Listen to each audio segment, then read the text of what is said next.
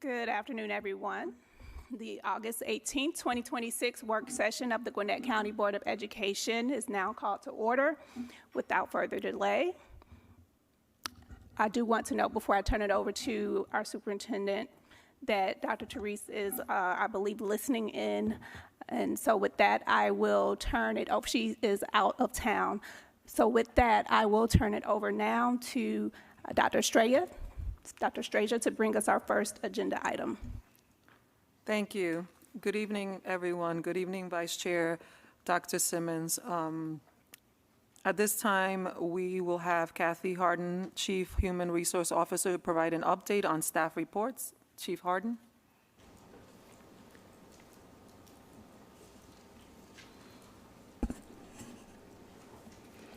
Good evening, Vice Chair Simmons, board members, and Dr. Estrella. The HR team and I are pleased to present the Human Resources Report for the month of August.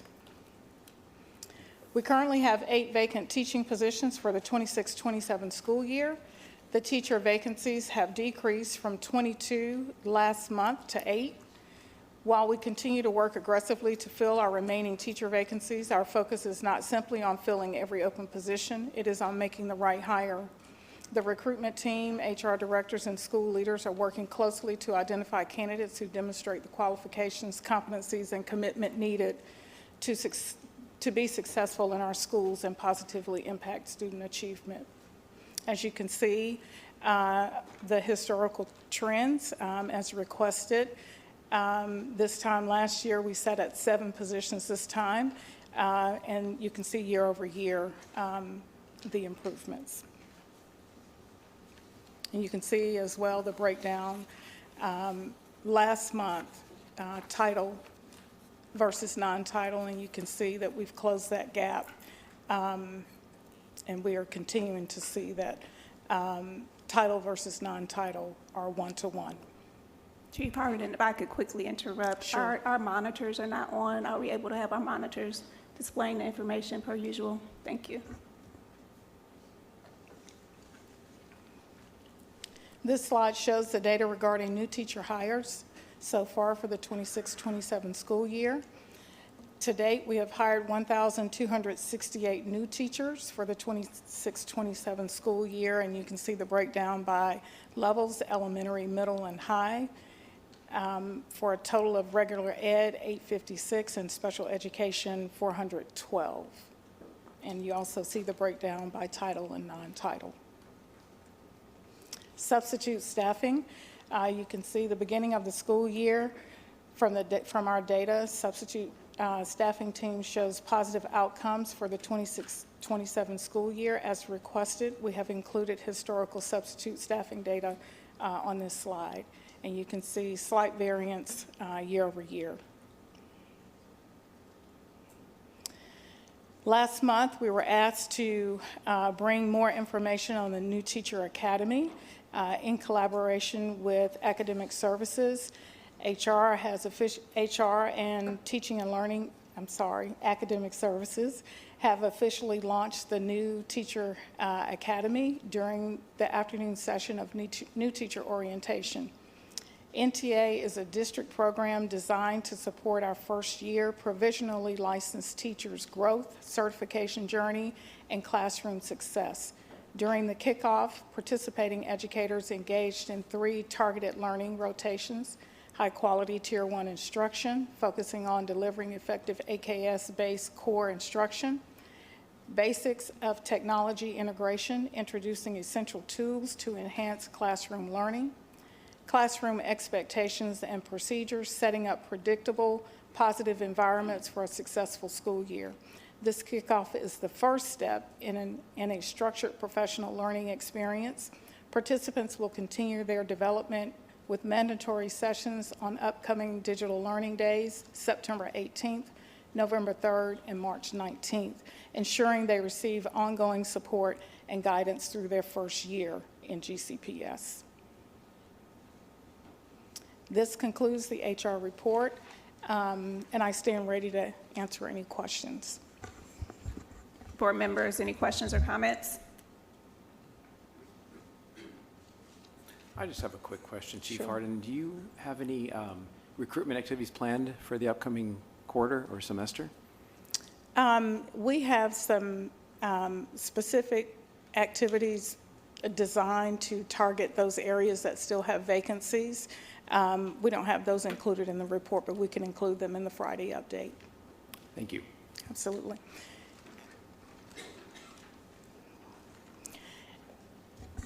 Any other questions or comments? If no other questions, I would like to take a point of privilege to thank the Board of Education for the opportunity to serve. As you all are aware, this is my last work session with GCPS, and I want to thank you all for the opportunity to serve our students and our staff. Thank you so much, Chief Harden, and we commend you on the work that you've done and were able to achieve with GCPS, and we wish you well in your next endeavor. Thank you so much. Thank you.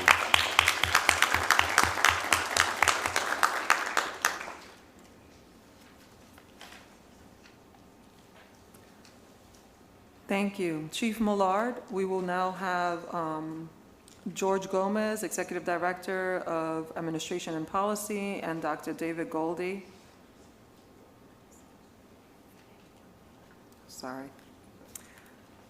Apologize. Thank you, Chief Harden. We will now have Masana Millard, Chief Financial Officer, provide the monthly financial update. Chief Millard.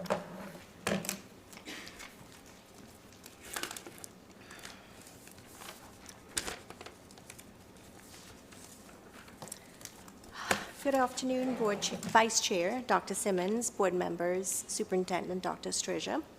I'm pleased to present the General Fund Dashboard Report for the period ending June 30th, 2026. This, of course, is the FY26 fiscal year, and at this time, this is the preliminary June report.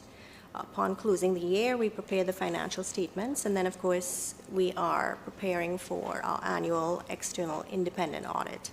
So they'll be auditing our financial statements for the year ending June 30th. Beginning with revenues, for FY26, it was about $2.787 billion compared with a budget of $2.798 billion, resulting in a net variance, unfavorable variance, of approximately 12.1 below budget, or about 0.43 below budget. Looking at major revenue categories, as you can see, local revenues totaled $1.284 billion, which is about $17.3 million below budget. This is, of course, the majority of what is the portion that is under budget. And, of course, this is related to uncollected property taxes. Looking at the state revenues, totaled approximate $1.5 billion. This exceeded budget by about $4.8 million, so our state revenues were actually higher than we anticipated.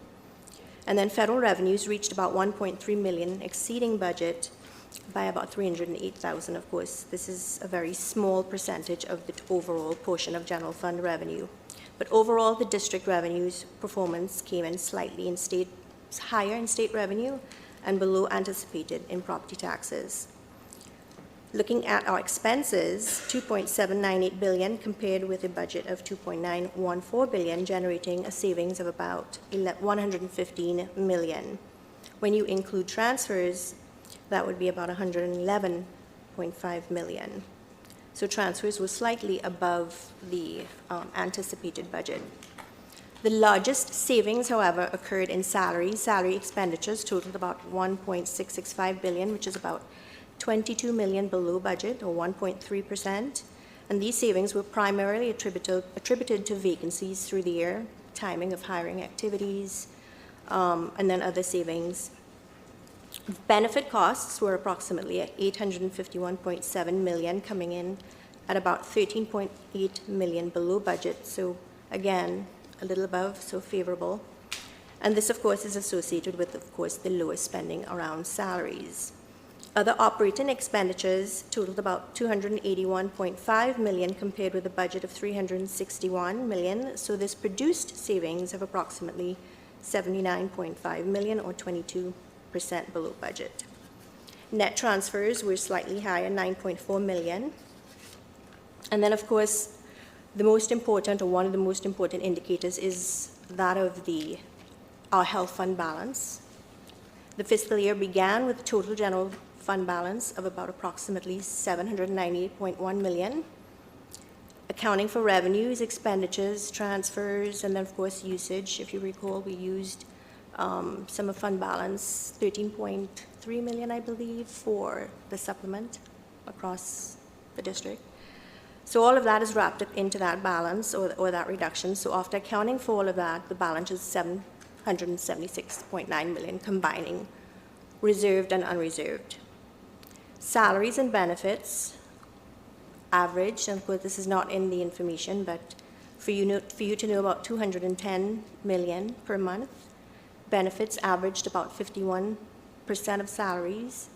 Instructional services accounted for approximately 81.5%. General administration just under 1%. Transportation was about 7%. So instructional services, again, 81.5%. And this concludes my report. Thank you, Chief Millard. Board, any questions or comments?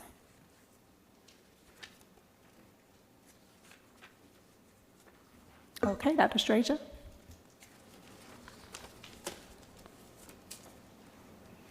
Thank you, Chief Millard. We will now have George Gomez, Executive Director of Administration and Policy, and David Goldie, Legislative and Policy Administrator, to provide us with an update. Mr. Gomez and Mr. Goldie. Thank you, Superintendent Estrella and board members. In front of you, each of you should have the work session presentation cadence. If I would ask you to please look at the back, starting in July to December. Please know that this is the cadence that we provide to the board to not only let you know what presentations have been presented in the past, but to take a look at the future of what topics we believe need to or you desire to be presented. If you look at the topics in blue and you take a look at the note at the bottom, please know that those topics are subject to change per the board and superintendent discussion, and notice that I've added the fact that strategic planning updates will need to be added to this cadence, okay? This is, again, simply to give you an understanding of what we are proposing in the months to come, all subject to change as needed, okay? That is my quick presentation. Of course, I stand ready to answer any questions you may have about this cadence. Board members, any questions? Hearing none, I would turn. I do have a question. When should we expect the presentation on the ELA milestones results? Is that on here? The ELA milestone? Yes. Forgive me, I thought that we were going to be doing milestone presentation today. I'm not sure. We are, but we No, don't have the ELA results yet to present. Dr. Simmons, we expect those in November or December. The DOE hasn't given us a firm date, but that could be put in there like December, January, depending on when we get the data. Okay, I just don't want us to forget about it. So December, January, thank you. Okay, I will make a note of that. Thank you very much. Okay, I then turn the podium over to David Goldie.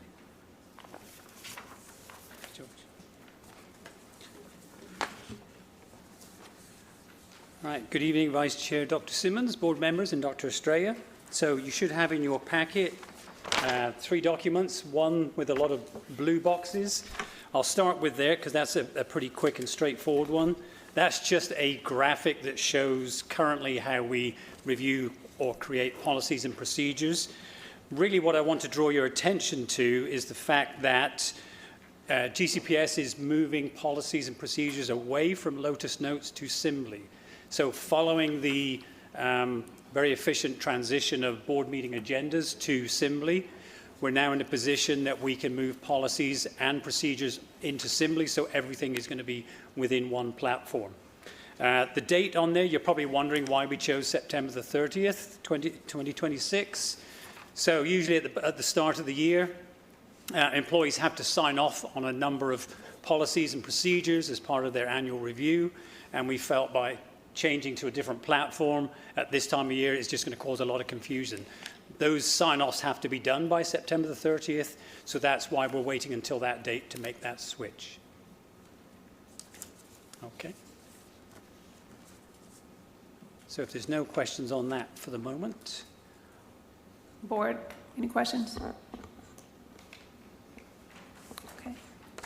Thank you. Okay. Dr. Goldie, what's the Yes. difference between, help me understand, revised existing, revised regulations? Is that a new? Yes, so the Simply platform, which is used by, I think, around 170 districts in Georgia. The State Board uses it, 2,000 districts throughout the country.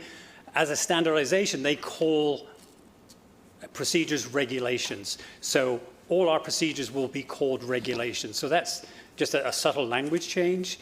The good news is when you open up the platform, the policy and the regulations are going to be adjacent to each other. So where you see the policy, immediately below will be the new regulation. So if you're looking for a procedure, it's actually going to be a regulation. The coding will be similar. Instead of being a P dot something, it'll have the policy code followed by a dash R for regulation. Okay.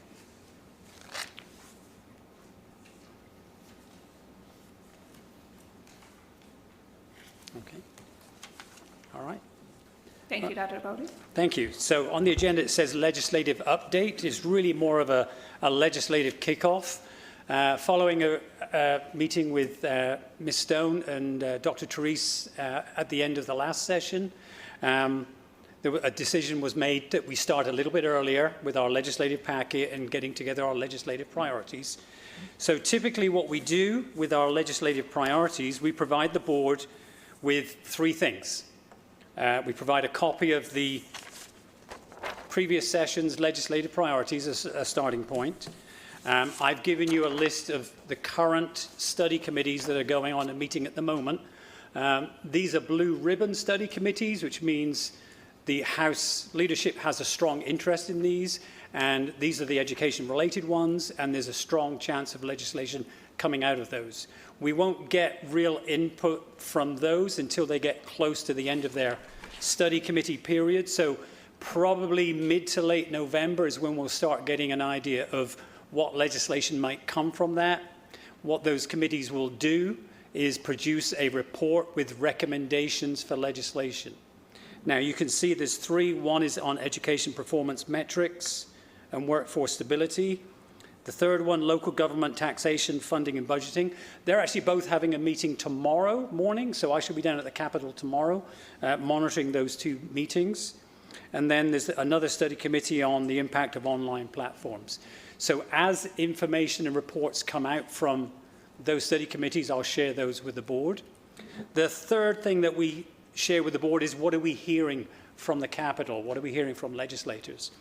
Well, currently they're in their summer lull. They're just getting over the last session. They're in their summer lull. They're back to their regular jobs. They are gearing up for elections, which are going to be happening 11 weeks from today. So I know Speaker Burns, the leader of the House, each year he does a retreat in early September with all the House Republican members. And there's usually a lot of a news blast that comes from that, which highlights a lot of the House legislative priorities. So as we get into September and through September, we will hear more and more from the House and from the Senate and from individual legislators about what they're thinking about for the next session. So obviously they're going to be in campaign mode. We will know a lot more after November the 3rd. Currently, we have a Republican governor. The leader of the Senate, the president of the Senate, is currently Republican, and obviously, we have Republican majorities in the House and the Senate. We're going to wait and see how things turn out. It could possibly be that we have a Democrat governor. It could possibly we have a Democrat leader in the Senate. So once we see how the elections turn out, that will give us a better indication of what the session is going to look like, and that's when legislators will start really releasing what they're thinking of doing in the legislative session. With regards to our Gwinnett delegation, same thing, along with governor, lieutenant governor, state superintendent, they're all up for election. Everybody else in the General Assembly is up for election. All those districts are up for election. So for our Gwinnett delegation, we actually have 10 that are unopposed, so we know 10 of our delegation members, but the other 21 are obviously still have the election to come in November.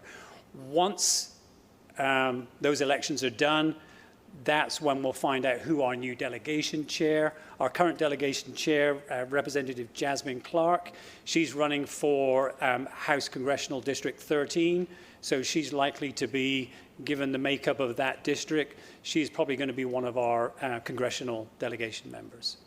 So that's the content and the context. Thinking about the legislative packet that we did last year, and I know we had some discussion about updating that, being more focused on some of the legislative language that we might be asking for. We can be working on those and developing those over the coming weeks, getting them looking more professional.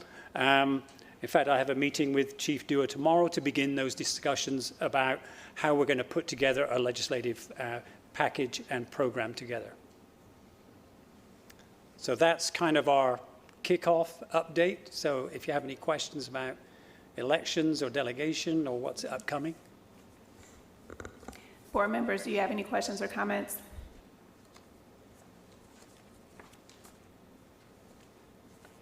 Something I may wish to alert you to is towards the end of September, the 24th and 25th at the Georgia World Congress Center, the governor is having the 4th Governor's Workforce Summit, which is specifically for educational leaders, business leaders, and employees. So that would be a really great event to find out what may be coming up in the legislative session. So if board members or Dr. Estrella wishes to go to that, I have some information on that I can pass to Ms. Atkinson.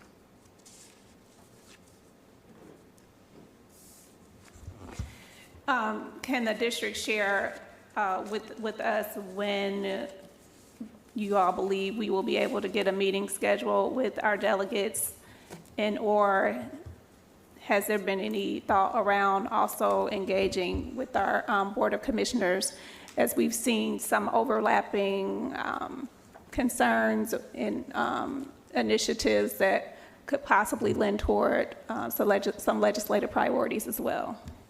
Yeah, so with regards to the delegation, clearly we're not going to know what the delegation is going to look like until after the November 3rd election.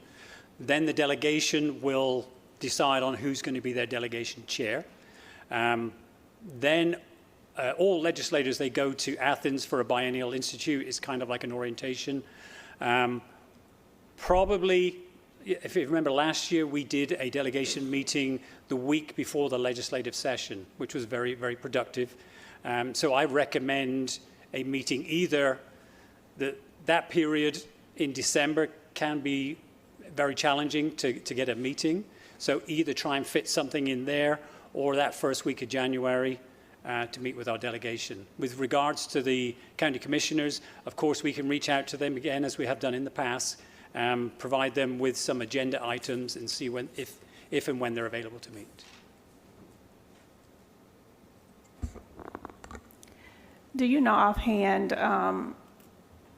what the participation rate was when we met with our delegates in January versus December? We do want to ensure that we have the highest rate of engagement as possible.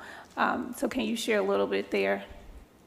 Yes, typically when we've had, I mean, there's been about 3 meetings that I've been a part of. December seems to have more attendance. I know at the one that we had in January, I think we had around 12 that attended, a mix of Republican and Democrat legislators. So we can absolutely push to do a December meeting. The only potential conflict is that all legislators will have to go to Athens for 3 days in December to do their orientation. So that just may make it a little more challenging for them this year, because they do that once every 2 years, right after the election, so that they can orient the new legislators. That's helpful to know. I wonder if it's possible to perhaps contact the 10 that are unopposed to get a sense of when would be a good time to meet in December, so we can start working toward a date and be proactive in trying to maximize the engagement this time around. Yeah, absolutely, yes. I have a list of the 10 that I can start reaching out to. I have had a couple of conversations with them about potential delegation chairs, but they weren't kind of willing to offer up any opinions at this stage. Obviously, they're waiting to see who gets elected. But yes, I will certainly reach out to them with regards to a meeting date. Perfect, because I know December is busy, not Yes. just for them, but for us too, with the holidays approaching. So Yes. I think the sooner we can start circling up some dates, the better. I appreciate it. Yeah, okay, thank you. Thank you, Dr. Strazier. Thank you, Dr. Goldie and Mr. Gomez. Now we will take time for discussion or answer any questions regarding items on Thursday evening's agenda business meeting items that the board may have. Board, any questions, comments here?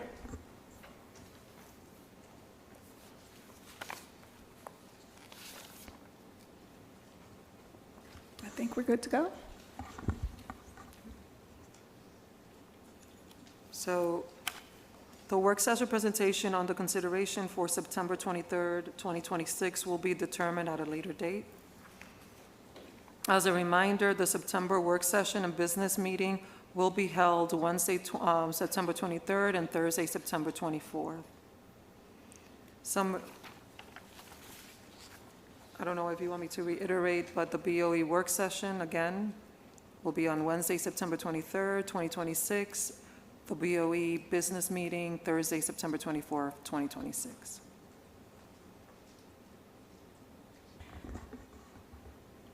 Before we move on, I did have one follow-up around the legislative priorities. When are we planning to, as a board, have a conversation where we are able to finalize our priorities in advance of meeting with our delegates? Is that something that's scheduled?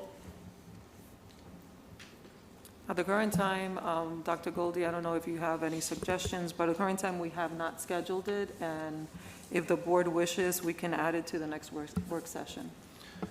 Dr. Estrella, I've noticed that in the cadence, there was a proposed September board training. During the board training? Yes, many times in the past, we've used that a block there to try to have the board articulate and give us what those priorities should or could be. That would be one suggestion there. And of course, following your suggestion, we can always have a meeting at any time and work through that.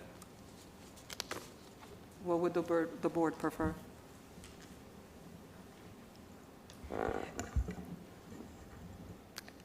I think we'll have to have a discussion around the agenda for September. I know there are already some topics that have been identified, so this is certainly an option we can consider, and I think we'll need to follow up. Thank you.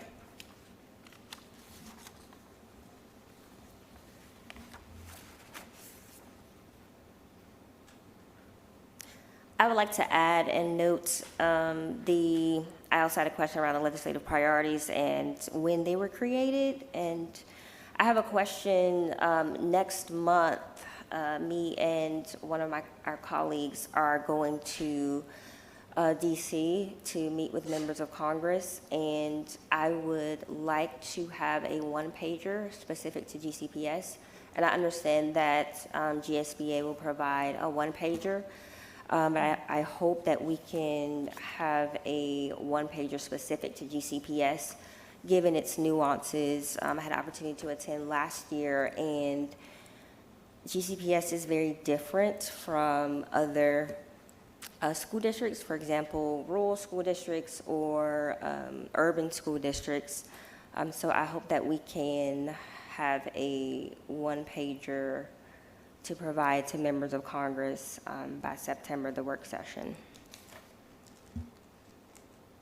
We can definitely put that together. In December, can you provide me with the exact date of that session? We travel on the 21st. Sorry, in September. It's the week of the 21st. The week of the And 21st. our days are the 22nd and 23rd, meeting with Senate and members of Congress. Yes, so on the 22nd, we'll meet with members of the House in the mornings, and then members of the Senate in the morning, and then members of the House in the afternoon.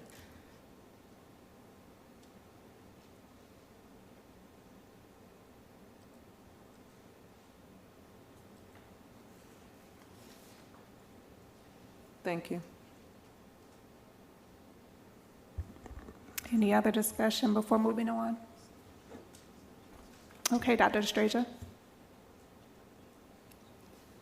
At this time, we will have Dr. Taylor, Chief Accountability Officer, introduce the team members for the milestone presentation. Dr. Taylor?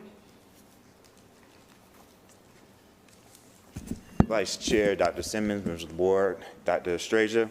Tonight, of course, we will be conducting the first of two milestones presentations. This one will be focused specifically on math.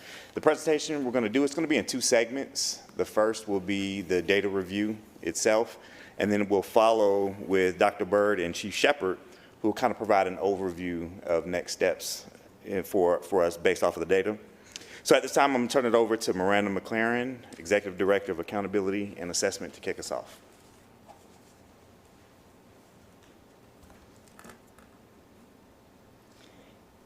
Good evening. We have a lengthy data presentation this evening, so we are going to jump right in. We have some disaggregated data and some trend data, and it's a lot, but we can get through it all. Our presentation this evening is, of course, anchored in the board's core beliefs and commitments, specifically here, making data-driven decisions. And policy IJ, the Balanced Assessment Program, also lends to what we do in addition to state and federal regulations. When we think about our strategic plan implementation focus areas, 3 of the 4 are covered when we think about our milestones data. Our agenda this evening, and for those of you at home or anyone viewing the presentation later as a recording, we have a new GCPS Milestones Assessment Results page. The QR code there links to that page, as well as the tiny URL, which will give you some information about milestones, link you to important pages on the Georgia DOE's website, the GCPS Milestones Dashboard, and the state dashboard. As we have noted this evening, we do not have Milestones ELA data. That's because the assessments were new for 2026. The state will be conducting standard setting the week of September 14th. And after standard setting, they will continue their evaluation. And I've heard November, I've heard December, so we will be ready when the scores come out, and we will get an update to you all as soon as we have the data to share. Excuse me. And then, of course, we will come for a presentation if that is your desire. Also, typically, we would give a KPI update. There are 2 KPIs associated with milestones that we can't really update until we have those ELA scores. So when we come back in December or January with the ELA milestones, we'll provide that KPI update at that time.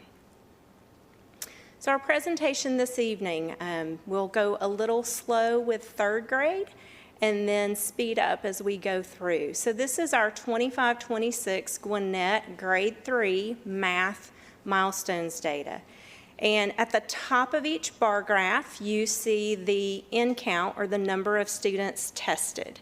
So we have that for each of the student groups. You see our student groups and student programs listed across the bottom. We've added in both free and reduced lunch and not free and reduced lunch, because that gives us a little more information to look at.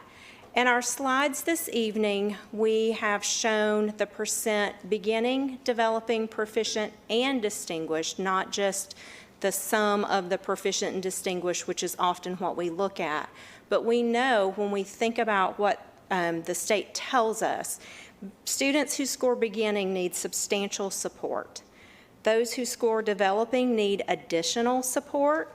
Proficient students are prepared for the next grade level or course, and distinguished students are well prepared. So we want to be able to think about those students who need additional support and substantial support as we think about how we meet the needs of each and every scholar. The next slide has student programs. So we have the all student there as a comparison, and this is a 3-year trend. For math, we only have a 3-year trend because this is a new math test started in 2024. So we're showing this 3-year trend for all students.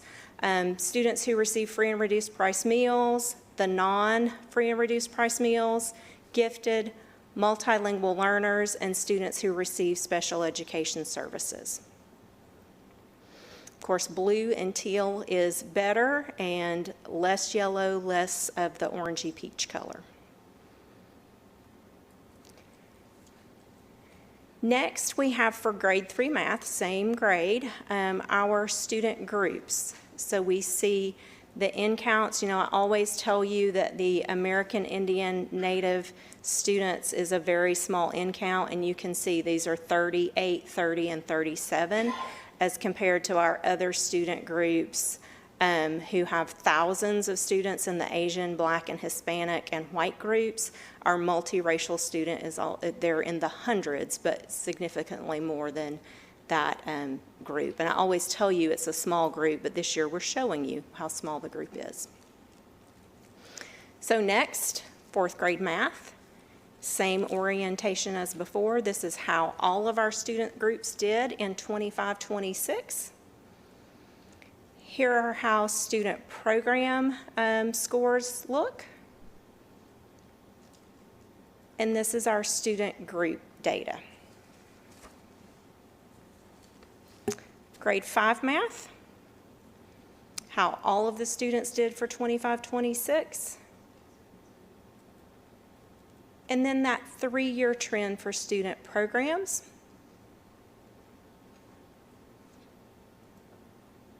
And the 3-year trend for student groups.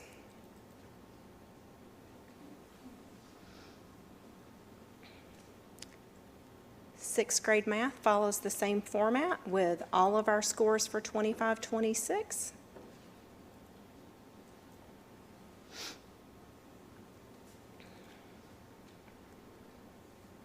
Our student programs for 25-26 and 2025-24, so the 3-year trend for those programs, and the 3-year trend for our student groups.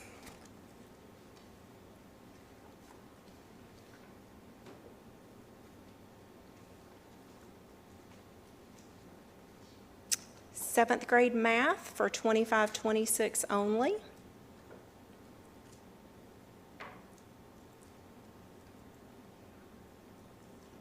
And the 3-year trend for the programs for math for 7th grade.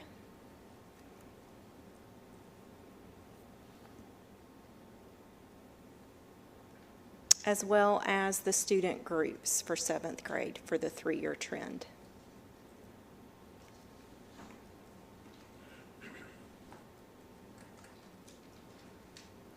Eighth grade math follows the same pattern, but I do want to add a note here. For our students in 8th grade, many of them, some of them take algebra in 8th grade for high school credit. They have to double test. So they take the 8th grade math EOG that you see here. That counts for accountability for their middle school. They also take the Algebra 1 end of course assessment. 10% of that is their course grade, and that counts for accountability for the high school that they move into.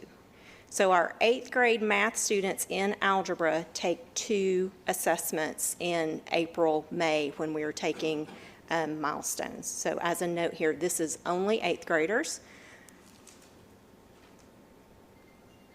Here are the student program 3-year trend.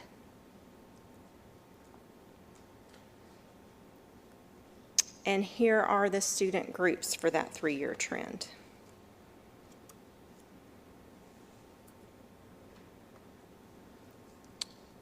So when we go ahead to algebra, this is middle school students who are accelerated into algebra, as well as high school students, traditionally 9th grade students, who are taking algebra. So this is all of those middle school and high school students combined, because we don't have a grade level with 15,986 students, but when you add the 8th grade and the high school students, you get that larger number. Here's the 3-year trend for algebra.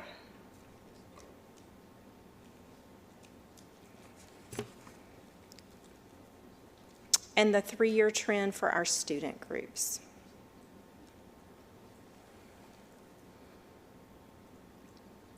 I wanted to take a moment to show you iReady and how we use iReady, because I understand that is an investment that we make.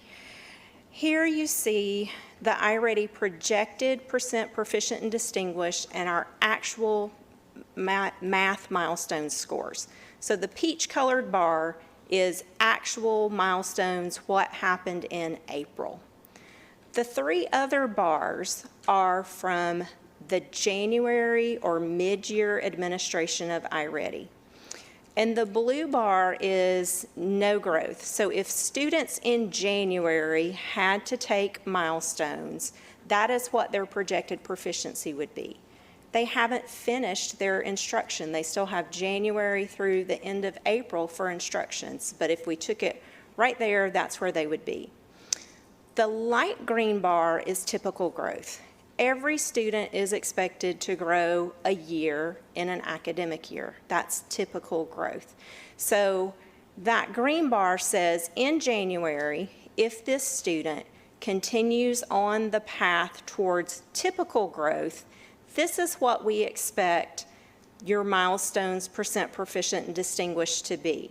So when we look at 3rd, 4th, 5th grade, our students are meeting very close to that typical growth, and you look at milestones and those numbers are very similar. So we can kind of know in January that we need to, what it is we may need to adjust. And then there's stretch growth. With iReady, that is looking at students who've grown more than a year in an academic year.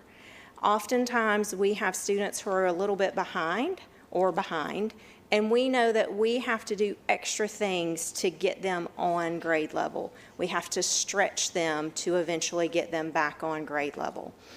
You'll see there are some places where our students actually perform, like 6th grade, really close, 49% proficient and distinguished actual milestone score, and their stretch growth score was 50. Their typical growth score was 39.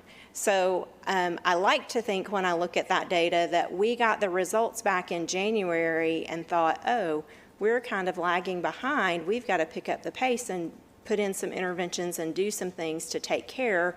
And we see that we're landing in that stretch growth realm.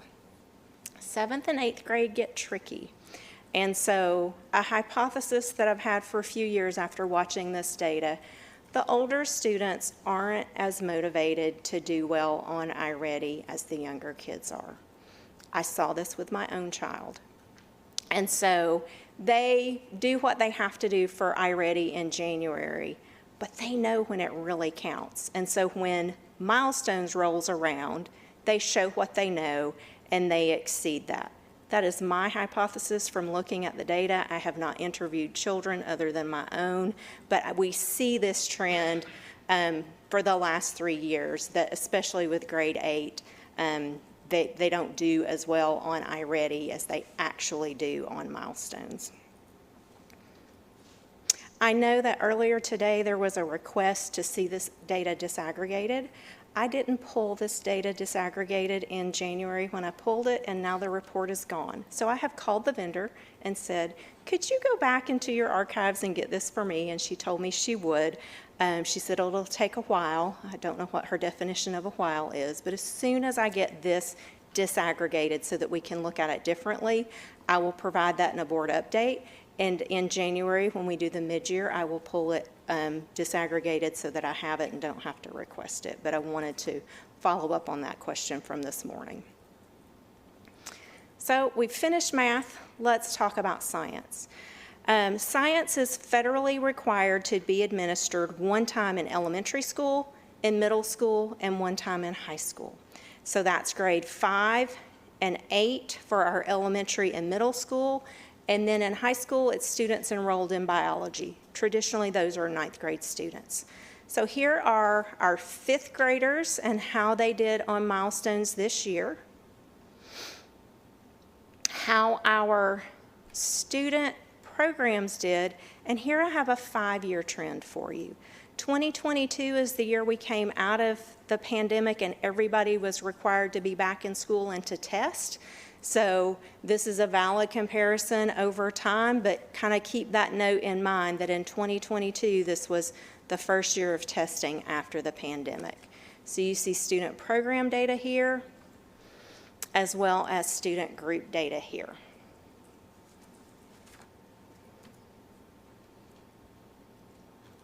And now 8th grade science. This the percent to beginning is problematic, and I want to talk through this.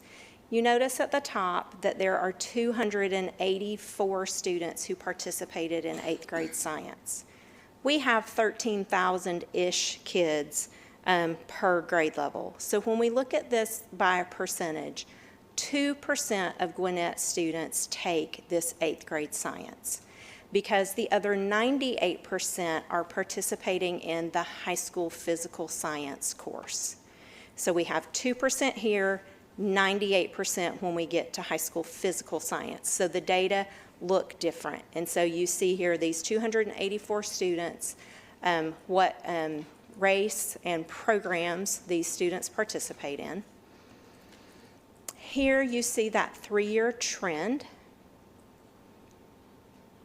And you can see that our numbers of students participating in physical science has decreased from 2022, 418 students to 284 students in 2026.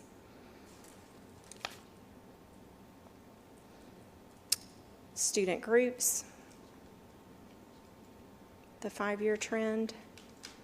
And now here are 98% of our students and what their scores look like for 25-26. You can see there are 13,545 students who tested here. What the student program participation in high school physical science looks like. And the student group data for that. Our final science subject is biology. Again, traditionally our 9th graders take this, 15,648. We do have about 500 8th graders who are accelerated in science, and so they take the biology EOC if that's the course they're in. It's a small number. Here we see the student programs, and here are the student groups.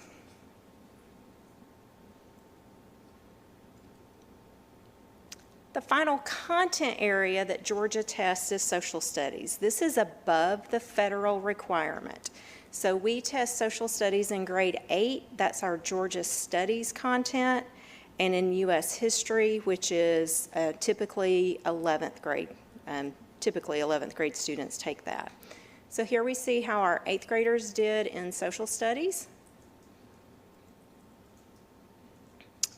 The student program participation, the 5-year trend, and then the 5-year trend for our student groups. You'll notice that that 2026 American Indian Native student is just blank. Less than 15 students participated, and so per FERPA guidelines, we don't display any data less than 15 because that can give away identity. U.S. history, here are our scores for 25-26. That American Indian group has 18 students, so it does get displayed here. The student programs.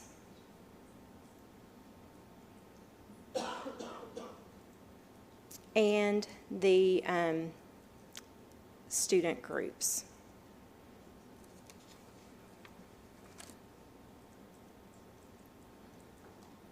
So when we think about our scores, our students, some data highlights, our percent proficient and distinguished scores for math improved for 6 of 7 math grades and subjects.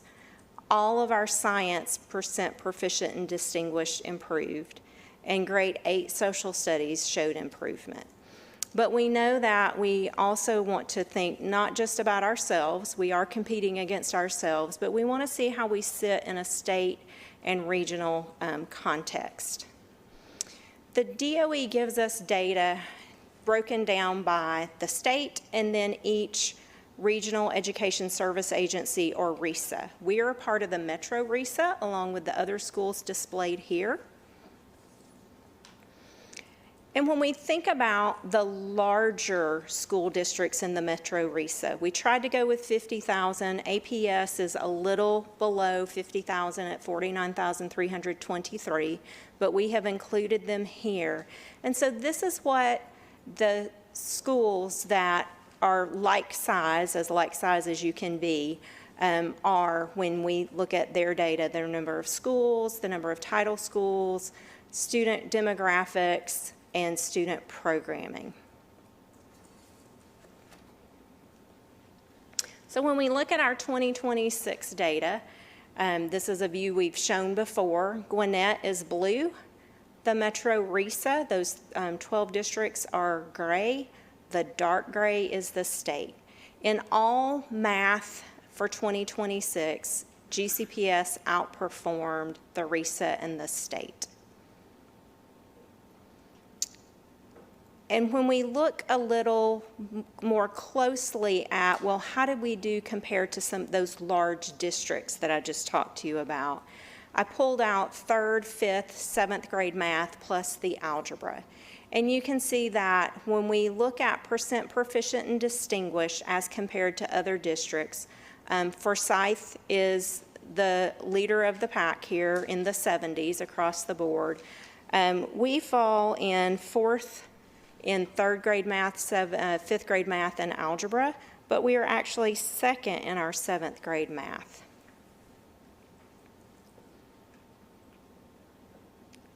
So now let's go back to that science that we've talked about.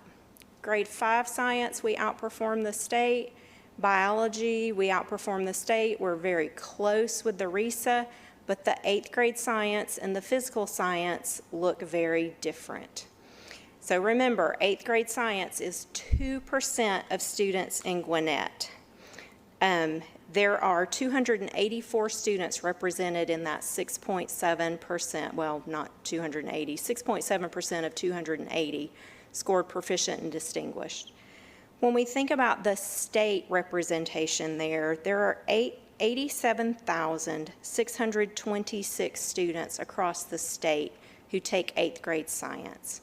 When you do the math, that is 3/1,000ths of Gwinnett students who make up that larger 87,000.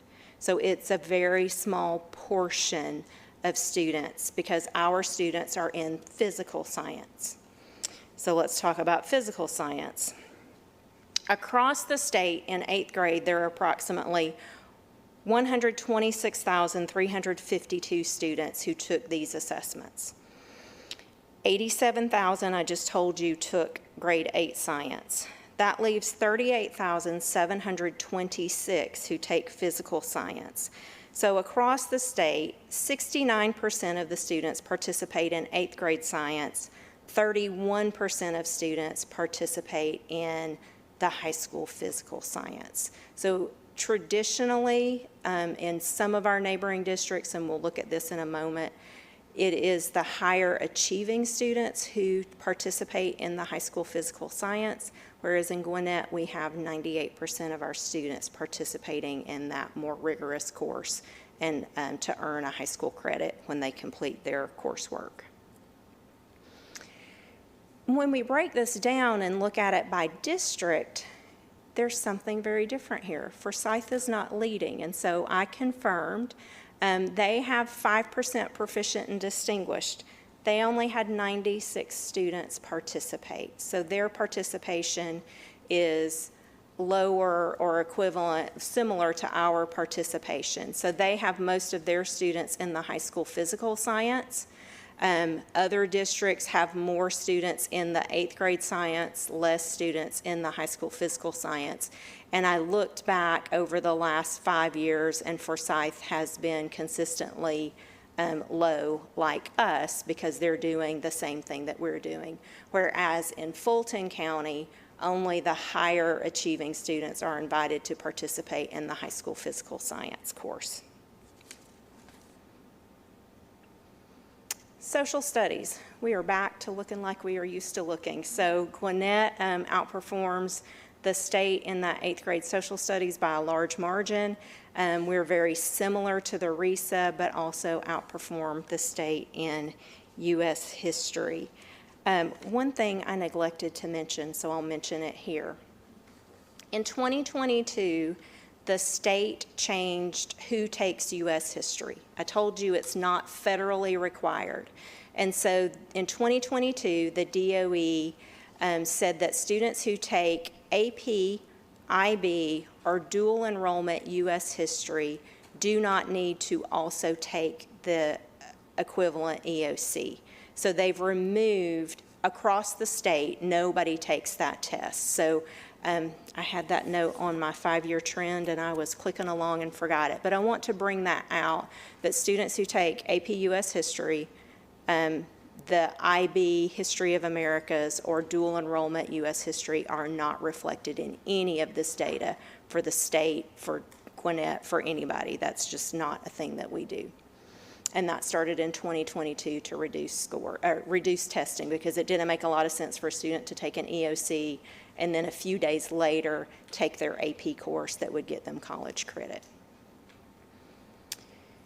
And so here is what the social studies performance looks like for those large districts.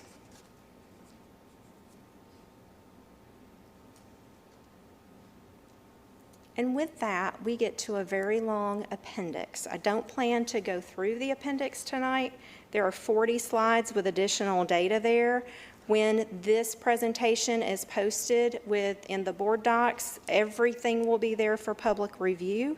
And I just want to take a moment to pause right here for any questions that the board may have about the data, knowing that Dr. Byrd, Ms. Shepard, and Ms. Breedy Johnson will speak about the what next. Thank you so much for the presentation, Chief McLaren. At this time, Director McLaren, at this time, I am going to turn it over to our board for any questions and comments around the data shared this evening. Thank you, Madam Vice Chair Simmons, and thank you, Ms. McLaren, for the presentation. Before I ask my questions, I do want to celebrate GCPS outperforming many Metro RESA and state averages across content areas, math, also in looking at our region's largest districts like Atlanta Public Schools and DeKalb County. I have a question around, and before I go to my questions, I will say that I want to acknowledge our teachers and staff who have been working hard in the classrooms, and by staff, including our paraprofessionals, instructional coaches, all the way up to the district office. And then as I go into my questions, I am going to start on page 16 and 17. And I believe that's slide 32 through 34 as it relates to grade 8 science.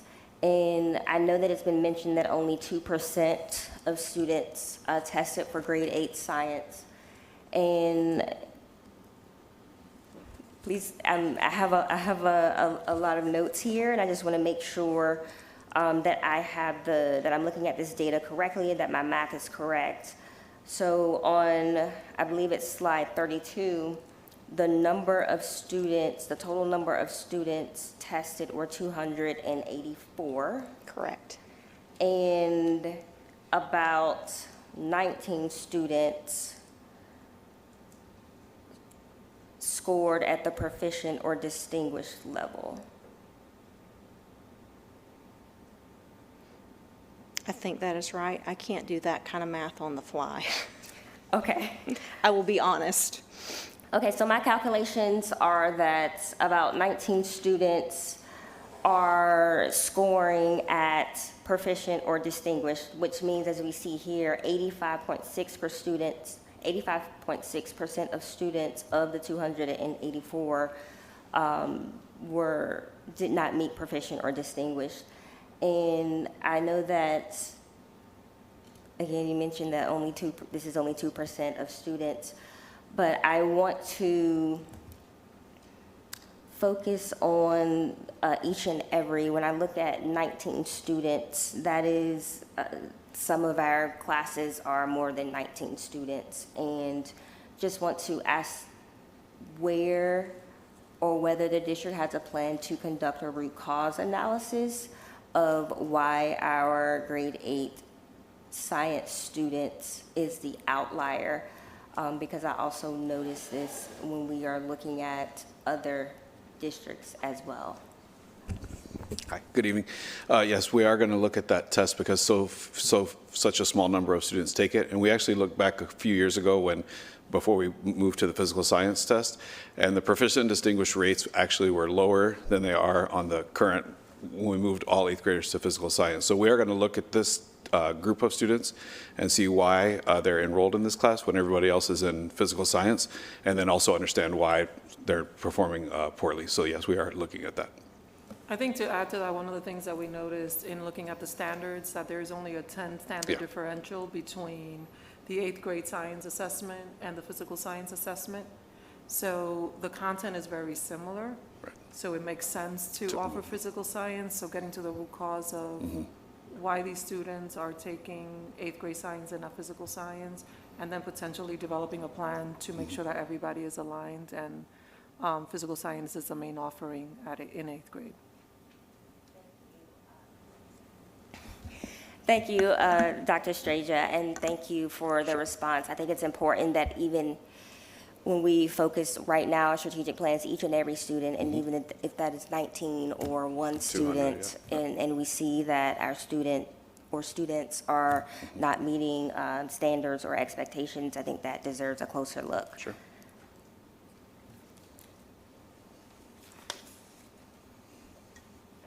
Those are all my questions for now. One of my earlier questions was around the ELA milestones. That question was answered earlier.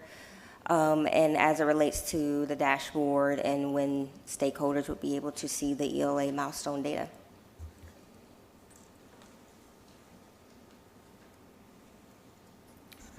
Wow, a lot of data. And you went through it with alacrity. I tried. I only had one kind of question that was that kind of stood out on the subjects where we had the 5 years of data. It seemed like there was a pullback that in 22 for a lot of these that was similar to where we are today. Do we know why in 23, 24, and was that a common across districts in the country where they continue to kind of lose ground post-COVID before getting things turned around? I don't know, but that's certainly something we can look at. But yeah, if you look at 22 and 26, especially on this one, we are very similar. Yeah. When you look at that blue line. So we can take that and look into it to see. I'm wondering if it has, I don't know, trying to think about where these students were in 2019, 2020, 2021, and track them forward. Did they take milestones in 5th grade in science, just that exposure to taking a test for science? I would have to count back, but we can look into that. Yeah, I just kind of wonder because it was interesting. I was looking at the trends. It's nice to have those colors to kind of see. And obviously, math looked great. I mean, the blues kept getting longer, so that was great. And then I got to this, it was kind of like, oh. And then when you did the comparison to last year, it all of a sudden just kind of caught me off guard because I'm like, wait a second, there's some bars there that don't. So that was kind of obviously we've been making up some ground, and I'm just wondering if there was some way to explain that. The other thing I was wondering, when we look at our comparisons to state, and I'm no statistician, I know I took it in college, but that's about as far as I got. Is there a way to create a weighted average that might be able to help us compare how we are doing overall. I mean, when I look at, the thing that jumped out to me was Title I schools, Forsyth County, less than 12%. I mean, clearly, you know, when we're at 55%, that's significant. Even Cobb at 38%. And so I'm just wondering if there's a way to kind of look at some of those things and see how, if there was a way, and I don't know if that'd be helpful or not, but I think for me, it might help create a little bit better comparison, because some of those pieces are significantly different from a proportional perspective. And that's precisely why we included this. And we Yeah. chase Forsyth, but when you look at, their percent economically disadvantaged, it's significantly different than ours. And our research team does some of that work in trying to level things out. I thought you were going to ask, is there a way we can weight the two together? And CCRPI does that. It puts the 8th grade science and the high school physical science all together so we can kind of look at us compared. But that CCRPI doesn't take into advantage those other factors. Okay, yeah, thanks. Yeah, thank you again for sharing this data. And when you lay it out the way you do with the level of detail, not only with the color comparison charts and showing the historical trends going back to 2022. And I had the kind of the similar question of my colleague, Mr. Knutson, with looking at that kind of that trend data back in 2022 to see, you know, real strong, distinguished data, and then how the trends shifted. And I had my thoughts there as well. But then moving forward to our comparison to the other regional school districts and being able to show the breakdown of how we compare, and clearly being the largest school district in the state of Georgia, there's a lot to absorb there and a lot to show. And you know, looking at I think, you know, for us at slide 50 was so important. And you know, we just talked through it, so I'm not going to labor on it.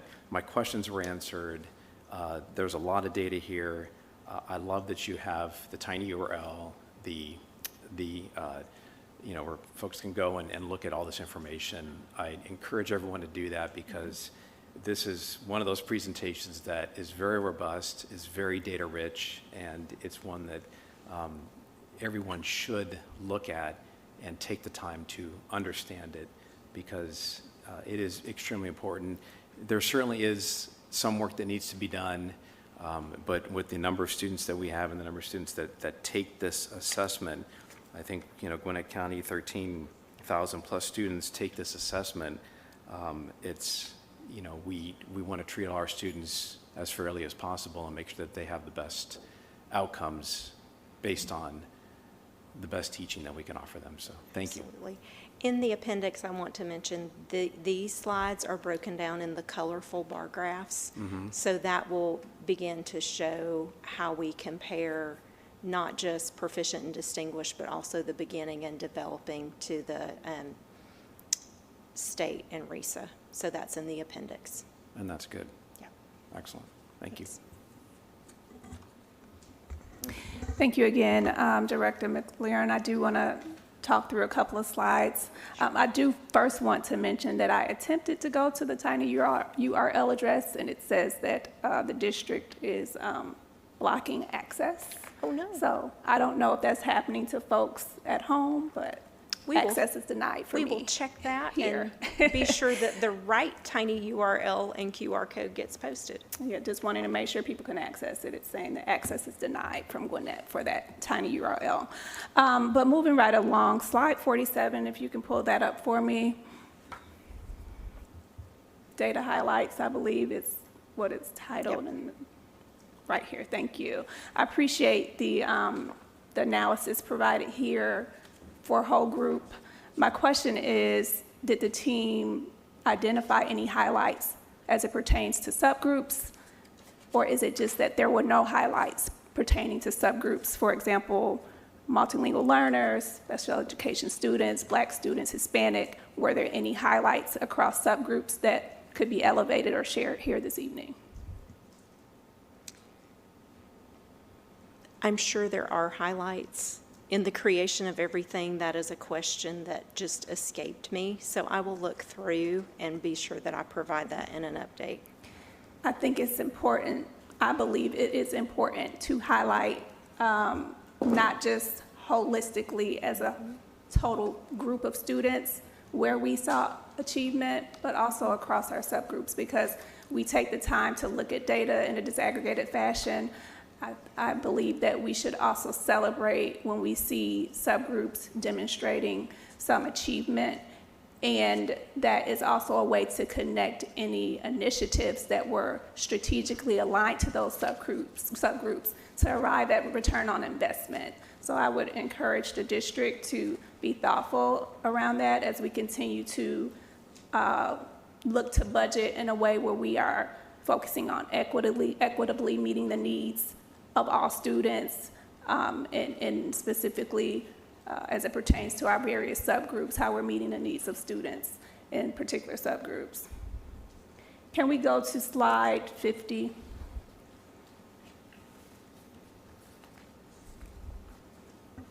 Your slide 50, right? This one? And you kind of mentioned what I was going to comment on here. I had a chance to look over and was reviewing and comparing the economically disadvantaged percentages here across the counties reflected, and noted that Forsyth was the lowest. Also noticed that, for example, Forsyth has a number of English learners kind of comparable to Fulton, and so saw some comparabilities, but noted that Forsyth tended to outperform most of the districts in every area, and wanted to pull out the alignment or the impact that economics has on achievement. So I believe that this data supports that there is a difference in the achievement of students when you think about the economic advantage or disadvantage situation they come from. But that is why it is important for us to budget equitably to address when we have those variances. The fact that, for example, even though Forsyth has that low economically disadvantaged group of students, and Fulton County has 54% economically disadvantaged students, they have similar amount of English learners, it still seemed like they were able to outperform us in a number of areas. But I wanted to really note that the importance of being strategically focused on accounting for those disadvantages of our students and utilizing our funding to meet the needs of those students. Race is not a determinant of academic achievement. We do see a strong correlation between economic disadvantage and student achievement, but I believe with budgeting equitably, we can close those gaps and address it. And that's precisely why we put in the free versus not, free and reduced lunch versus not free and reduced lunch, so that we could begin to see that's how you eat, it's not how you learn, but also understanding the home environment and the advantages that other students have. I also noted that Forsyth has 13.8% students with disability compared with Gwinnett at 14.7%.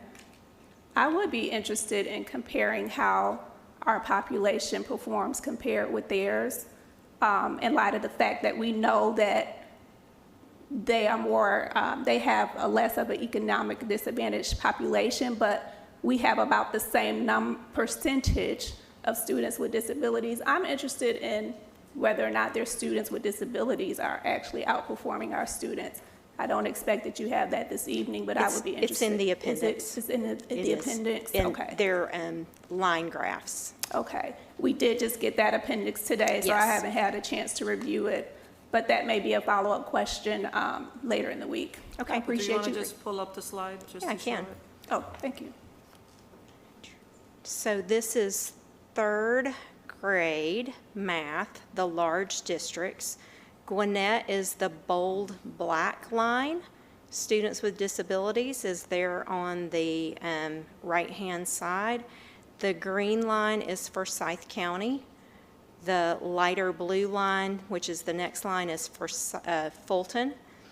And then we have that gold line is Cobb. We're, of course, the dark line. There's a little dash line in there. That is the state. Then DeKalb is the red line, and the darker blue line at the bottom is Atlanta Public Schools. Thank you for sharing. You're welcome. So this, to me, confirms hope and belief that we can grow our special education students, certainly academically. The economic disadvantage is a factor to be addressed, but we see that special education students can perform at higher levels than we currently see happening in GCPS. And I look forward to the ongoing work that the district will be conducting to help close those gaps. And I want to make a note here.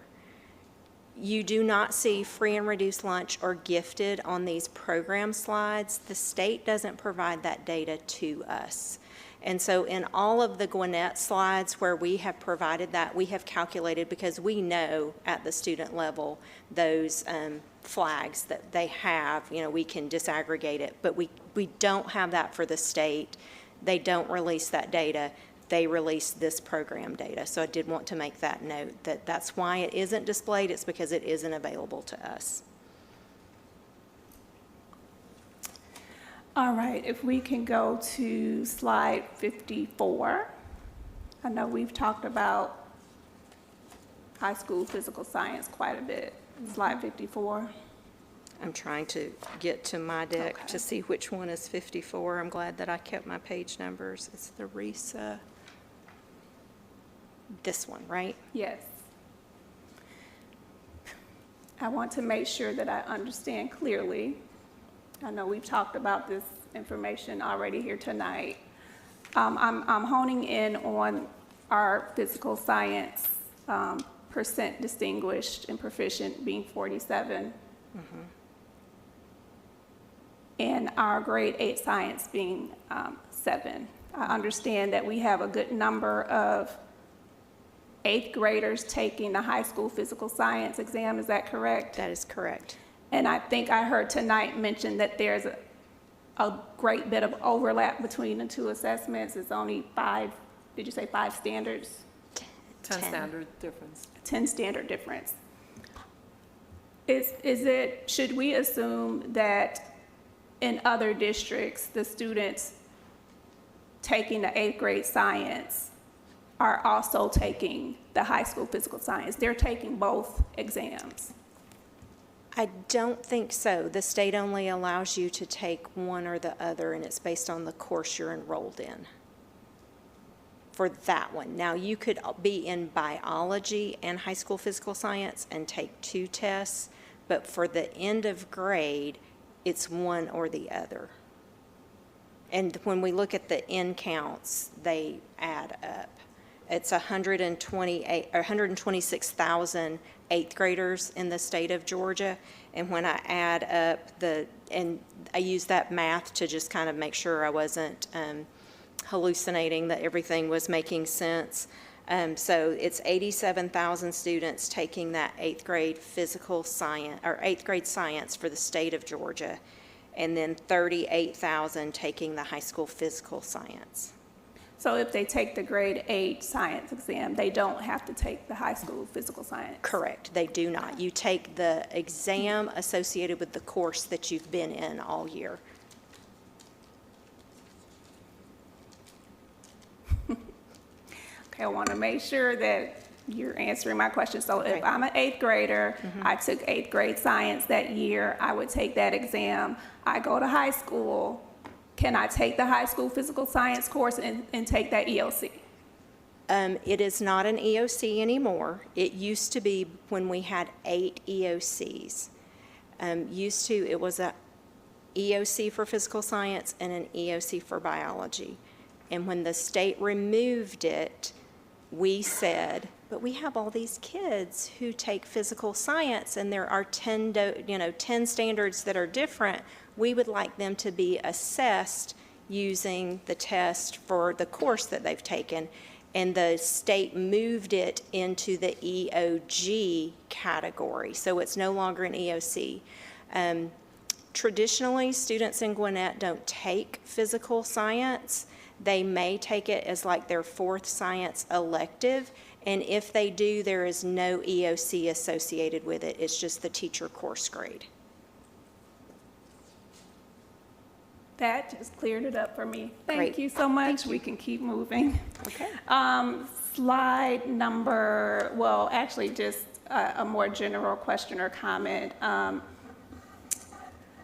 The Hope Scholarship, can you share a little bit around how the GPA calculation to qualify for Hope may vary from the GPA calculation assigned to a student in Gwinnett County Public Schools? I'm asking because it's my understanding that a student can have a 3.0 be their graduating GPA, but then when it comes to Hope, that GPA is not realized as a 3.0, which is, of course, impacting the financial eligibility of students. I don't believe that our community is clear that that is happening. I don't know, I wonder if our staff and counselors that are supporting students and families are clear about the variance, but the fact that our students' financial security or eligibility is impacted by the calculation, it is a bit concerning that it's not, I guess, a widely shared message around that. Okay. I can't answer that, but I've been looking around and I'm phoning a friend, so Dr. Spikes, thank you. Hi, Dr. Simmons. I can answer that question. Our Hope GPA is calculated based off of our core classes, not our elective classes, which is what our cumulative GPA is on the transcript for GCPS. So I will make a note to go back and have some further conversations with our SIO team on how we can better communicate that with our families. Can I just add to your question for further clarification? I think it's important for parents to fully understand this component because I've gotten communication from families where kids have missed it because of the cohort of courses they've taken. They've thought that they were on track to receive it, and because of some weighted factor, they became ineligible. So can you speak in more specificity around what parents need to look for and be cognizant of as their children are registering for courses so that junior, senior year, they don't come to the realization that they thought they were going to receive and then realize that they don't qualify for? Absolutely. So first and foremost, we have what's called Georgia Futures that's available for all of our students in the state of Georgia. Students have to create accounts for Georgia Futures, and Georgia Futures actually calculates the Hope Scholarship for students beginning with the first reporting of first semester of 9th grade year. And so each time we report grades to the state at the turn of each semester, students and families are able to log into Georgia Futures to view their Hope Scholarship calculation so that they're able to monitor it. From a district standpoint, our transcript has the cumulative GPA for all courses that are taken. So, Dr. Strazier, when families are reviewing the courses that their students are taking, first and foremost, they are looking to be sure that those students are taking core classes. So math, science, social studies, language arts. That's the basis for the Hope Scholarships. Anything outside of that in terms of fine arts, career tech ed, health and PE, those courses are not added to the whole overall HOPE GPA, which is why it's important for us to be sure that we get the word out that families need to consistently check Georgia Futures against their GCPS transcript when they are released. I think as an organization, we also have a responsibility to work with our counselors to make sure our families know this and that families are supported through the process, particularly because we have so much diversity within our district and families that come from different countries that don't fully understand our American educational system.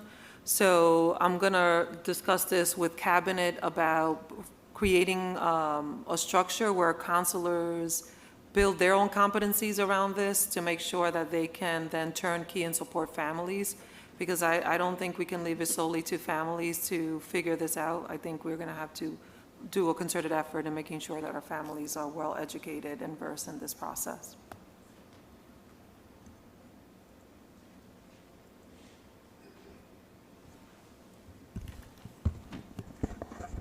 Thank you so much for the insight there and the reassurance that our families will receive additional support, as well as our counselors as they support our families. If we could go to slide 39, and I'm wrapping up. I think I just have 2 more comments.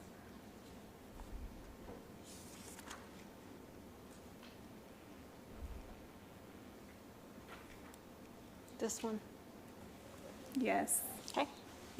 Let's see.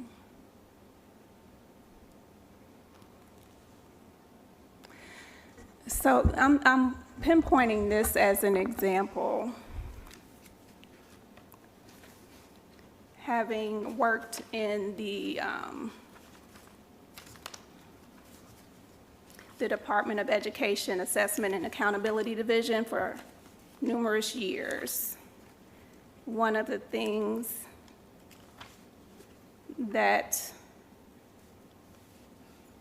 I was trained on, and that our department, an understanding that our department operated under, is that a change less than 3% is not statistically significant. It's not statistically significant.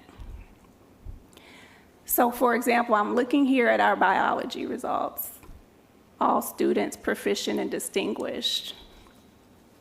And I know that the district uplifted this as a highlight. But I just want to push back a little bit on uplifting highlights around data where there's not a statistically significant change in the data. This isn't one we called out. Oh, yes, we did, sorry. We Yes, did you all did. science, yes, ma'am. Correct.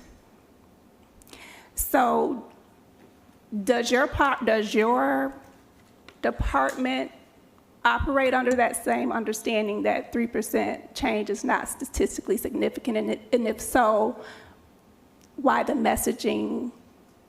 Can you just share a little bit more about the messaging we're conveying when we say that it's a highlight if it's not statistically significant? I do have the same belief that 3%, we've got to get higher than that. But as we looked at this, we were looking for highlights things that we could share. And yes, while it wasn't a statistically significant increase, it was an improvement. So I think, based on what you're saying, a better way to say was our scores were consistent in biology, perhaps not improved. Would that be a better way to message that? Well, how do you define statistically significant? What does that mean to your group? Does that mean, how do you define it? The same, 3%. That's how we're Right, trained. but what does it mean for something to not be statistically significant? I would say then it's consistent, and not statistically significant up or down, but just consistent.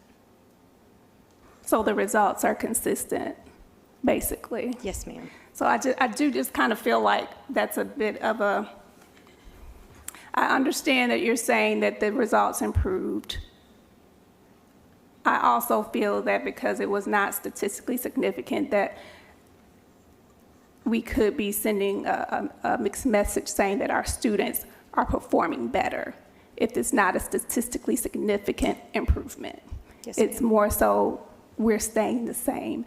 And so I just want to uplift that around our science courses. It appears that there are some stagnant scores. And I think more broadly, I want to connect the science outcomes as well as those connected to social studies. I think with our U.S. history, that is one, slide 55, that's one area where we are not outperforming Metro RESA as much as other areas on slide 55. Oh, you have a different slide than I do. It's this one.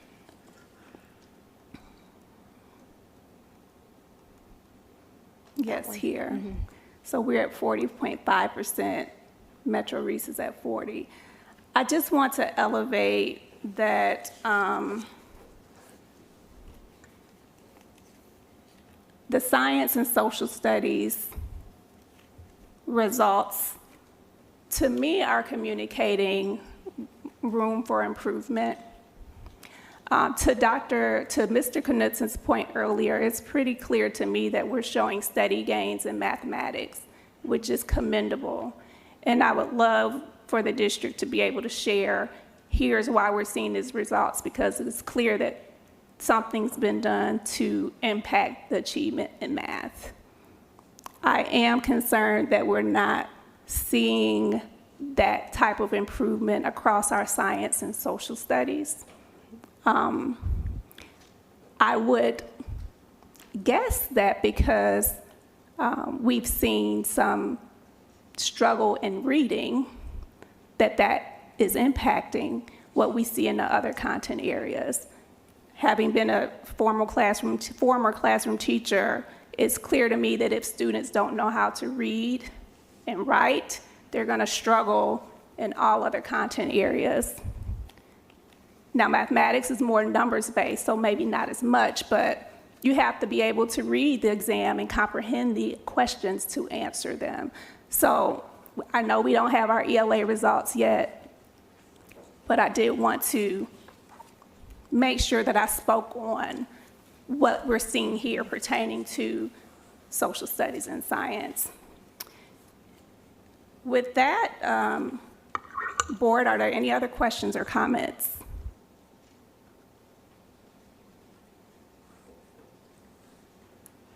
Okay, Dr. Strager. Thank you for your insight. I just want to add to your point around science and social studies improvement and the correlation to reading and writing. I believe there is a direct correlation. It's going to be interesting to see doing a comparative analysis of our reading scores with those content areas. I think there's also an opportunity for the district to also look at programming, particularly K-5, around science and social studies that will impact how we perform later on in our middle school sciences that we are carefully looking at as part of our analysis through the transition work that I think is important. And although the 3% is not statistically significant, it did impact 453 students in terms of their ability to transition to proficiency.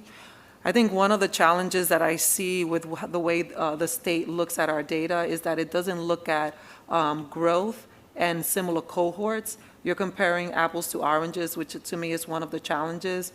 And one of the things that we've been working with the data team is figuring out how we can internally look at cohort data to have a better metric to see the impact of our practices in the organization. We are finding some challenges because of the state reporting structure and the variability within the scale scores at the state level that might make it a bit challenging to do, but it's something that we are exploring to see if we can get a more accurate depiction of how our students are doing, particularly in grades 3 to 9, as they progress through our system, so that we can assess the impact of our practices in student achievement and improvement. Coupled with that, the team has already, given what we know right now in terms of our data outcomes, decipher some strat plan to tackle some of the challenges that we currently have. So Dr. Bird, alongside Ms. Shepard, will be presenting some of the work that we're thinking about launching at this point as we continue to gather information that will inform our work from the listening and learning and transition team work. Okay, good evening, everyone. My name is Sean Bird. I'm Chief Academic Officer. It's nice to see you all. And again, this part of the presentation is also grounded in the core beliefs, making data-driven decisions and making sure that all of our students are having access to a world-class education. Also in our strategic plan implementation. So we have really 3 parts to this presentation. I'm going to give you some next steps from academic services. Then Chief Shepard will talk about our work together with the Office of School Improvement and Operations. And then Deputy Superintendent Breedy Johnson will talk about some specific work with our Promise schools. So I just want to, you saw the data presentation, so I just want to talk about a few things that we need to, or that we are addressing. So while you saw in those data presentations that the district does outperform in many cases in the all students category, we have to focus on a few subgroups to really close those achievement gaps and make sure that all students are achieving at very high levels. So, and those specifically are students receiving special education services, as well as multilingual learners and gifted and talented students. So you saw a pretty common trend in those slides where students with receiving special ed services as well as multilingual, there are many of them, in many cases, they're at the beginning level. And then even our gifted and talented students who we would expect to be performing primarily distinguished, there's still some gaps there that we need to address. As you mentioned, Dr. Simmons, and I think Mr. Gasper also mentioned the math achievement there's hope in there. We want to really look at what successful schools are doing and scale those practices across the district. There are a few things that my team does. If you look at for teachers, if you look at the lessons that they are available to teachers, they provide some toolkits for them where they can do some intervention work for kids that need, and this is for each lesson. There's some intervention ideas as well as ways to stretch growth, so we can replicate that practice in other content areas, but that's being built out right now. And then, as you mentioned, Dr. Simmons, social studies and science. Social studies, there's a couple of things. I think we need to look at the rigor of the coursework, and actually I just spoke with the high school principal today. I asked her about social studies, and she did mention it could be that she's concerned about that too, and the rigor of the course that is related to the milestones. But it's also the organizational, there's an organizational difference. We have a lot of reading coaches, a good number of math coaches, but very few people to support science and social studies at the district level. So I think we need to look at how we're supporting all of the content areas from the district office, because that is having an impact. You see better results when there's more support that we can provide to schools. And then I just want to talk about multilingual learners for just a minute more, because you did a couple of years ago, you did WestEd did a audit of that department, and we really need to go back, and I think we can address some of these concerns by implementing some of those recommendations that WestEd found in that audit. And there's a couple of things. One of the things we want to do is elevate that department to its own, it's right now mixed in with another group of departments. We really want to elevate them to their own separate, have an executive director for multilingual education, because there are a good number of students, and it deserves the attention of experts in that field that are focused on that work. That was a recommendation in the report that WestEd put out, as well as we need to focus our efforts on professional learning. Teachers are working hard every day. They have a wide variety of students in their classes, and my team needs to focus on how we're delivering professional learning so that they're meeting the needs of those students to, again, raise the bar and making sure that they are performing at high levels. And then just the overall instructional quality, that was something that pointed out in the report. We need to really work with the community to establish a vision for what that program looks like across the district. So we have dual language programs, we have ESL programs, but what is the vision for the community to really elevate this program as those students, to improve student achievement in that area? So we're going to be taking a look at those, I'm taking a look at that report now, and we'll implement those changes in collaboration with the School Improvement and Operations Office. Again, I mentioned this with science, but one of the things that we have, one of the great things we have in the district is the number of STEM programming that we have.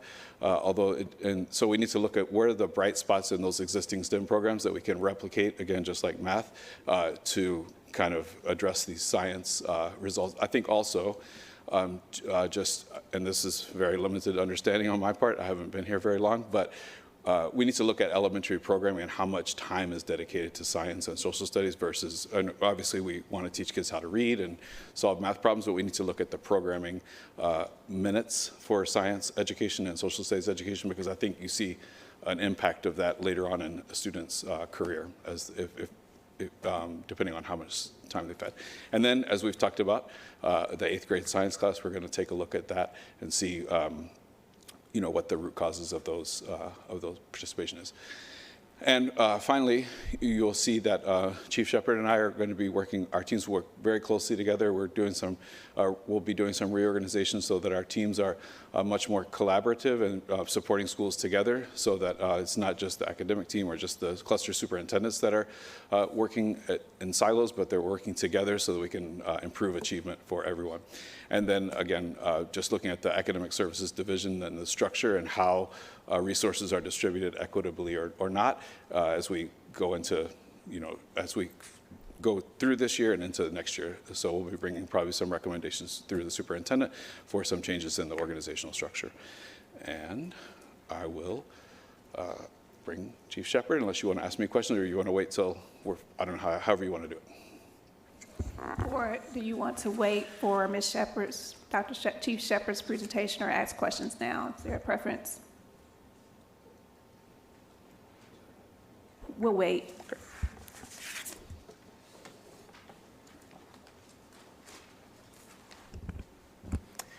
Good evening, Vice Chair Dr. Simmons, board members, Dr. Estrella. It's a pleasure to be here. My name is Mary Ann Shepherd, and I'm the new Chief of Schools. So Dr. Bird has started to talk a little bit about our collaboration, and we are working with our teams to start to identify the improvements that we need to make to our system structures and practices. And these two research reports that you see pictured here are the ones that we're really using to kind of build a shared knowledge base in language across our two divisions about the work that we need to do to kind of increase some of that consistency and coherence so that we're addressing any of those spots of variability that we're seeing in the data. Going a little bit deeper, the opportunity myth, the first one speaks primarily to what are the 4 key resources that are necessary to be in the classrooms so that we are creating a strong academic foundation for all young people. Looking at those 4 key resources, they might seem pretty straightforward, and they are. The challenge becomes is operationalizing them so that they are living and breathing in our classrooms from classroom to classroom, day to day, week to week, and year to year, so that students are having a really consistent experience with grade-appropriate assignments, strong instruction, deep engagement, and high expectations. Now, that spoke at the class level, but at the school level, the opportunity makers speaks to, they looked at over 28,000 schools, public schools across our country, and they identified 5% of those schools, and they named them trajectory-changing schools. And what they saw that those 5% of schools had in common were these 3 elements. So belonging, creating an emotional climate for learning that activates a student's ability to excel. Belonging is not just a nice to have, it's an absolute prerequisite for learning to happen. Consistency, making sure that good teacher and grade level content is happening for all students, again, across classroom to classroom, grade to grade, and school to school. And then coherence really speaks to the student experience. So if a child, for example, is attending a math class, then is getting some extra help or some additional services, and then attending an after-school program, is that experience aligned, or are those 3 things kind of distinct experiences? And then it's kind of left onto the shoulders of the student to figure it all out. So again, these 3 things probably sound pretty straightforward, but what are the system structures and practices that Dr. Bird and I are working with our teams to put in to either establish, to refine, or strengthen so that we see the implementation of these characteristics consistently? So 3 specific moves that I am launching in partnership with the team is cluster learning visits. We are taking a kind of a different approach to our PLO sessions, and we're making some adjustments to our common walkthrough tool. So clustered learning visits. So while I've been in a number of schools since the first day of school, it's been the best part of my time since I joined the district. And visiting a lot of schools, those initial visits were just kind of brief visits, getting to know the school, learn more about the cluster, the community, get to know the leaders who are in place. Starting last Thursday, though, I launched my first cluster learning visit and then had my second one just today. And this is in partnership with a cluster superintendent each visit. So what happens is during that experience, we visit 2 different schools for a couple of hours. Within each school visit, we meet with the school leadership, we visit classrooms, and then we debrief with the school leadership. Now, at the end of the day, though, the cluster superintendent and I then debrief the experience. This is really an opportunity, one, for me to build relationships with the people in the work, but to see how all of our efforts from the district team, how are they landing at the local school level? Where are we seeing the variability in practices that could be leading to the variability in the student outcomes that we are seeing? And so it's been really exciting. These visits are intended to be developmental, collaborative. They are not about compliance. They are not evaluative. The questions that I'm asking were shared with principals in advance so that they know exactly the type of information that I'm trying to gather, and always leaving a space. Is there anything else you think I should know? And so this is helping me to understand both what is consistent across the district, but what is also the unique context of our different clusters, and really starting to think about, so what are the patterns and trends that need to be addressed at a district level, but what are the patterns and trends that may need to be addressed at the cluster level, so that we're being really responsive and differentiated. It's also allowing me to engage in conversations about the local school plans for improvement. So reviewing these plans prior to my visit, learning how they're driving school improvement efforts, how we might need to support some capacity building in that area of leading for school improvement. And it's also providing me with some insights on how resources are being allocated to advance those plans. And all of this will help help me to identify district strengths, promising practices that we can lift up and scale further, and any systemic barriers that we have a responsibility to help mitigate and to resolve. By mid to late September, I will have conducted a cluster learning visit with each school, and then with each cluster superintendent, and then we'll begin a second cycle. As for the professional learning opportunities, Dr. Bird talked a little bit about the collaboration across divisions. So our professional learning opportunities have kind of been driven by different teams over the years, but we're committed to making sure that the 4 departments that you see listed there are all working together, because we have to make sure that our messaging and our expectations are consistent and coherent if that's what we want to see out in our schools. In support of our strategic implementation focus for the 26-27 school year, we are focusing on instructional leadership with an emphasis on literacy and language arts. Dr. Simmons, I think your point around the connection between literacy and science and social studies, our focus on literacy and language arts doesn't have to just live in the literacy or language arts classroom. It can have a far-reaching impact if we're talking about ensuring opportunities for kids to read, write, speak, and listen across the entire experience of their school day. And then lastly, the Common Learning Walk tool. So building on the foundation that's already been established, the development of the walkthrough tool was a critical step that district leaders took here to build that shared language of what is it that we want to see across all classrooms. And to make sure that when different people from different departments or different administrators, even from within a school, that we have a consistent expectation, we're communicating the same language. And so the two next steps that we're taking here is doing a collaborative refining of the look-fors with Dr. Bird's team to make sure that we're leveraging all the expertise that we have across the teams to come up with that shared understanding of what those look-fors, and also to make sure the look-fors are reflecting an approach that will really promote active student learning and really promoting student independence in the classroom. And so also thinking about once we've refined those look-fors, then we need to get out into classrooms, both district leaders alongside school leaders, to do some calibration opportunities. So if we say, it's important that students are demonstrating high degrees of engagement. Well, what does that actually look like? And that's an opportunity for us to gather that evidence, to calibrate with each other, and then identify and gather some data to inform any of the professional learning that we need to provide because of what we're seeing in the classrooms. So I don't know if I should pause there or if you want to hold off until our Deputy Superintendent, Brady Johnson, wraps us up. Okay.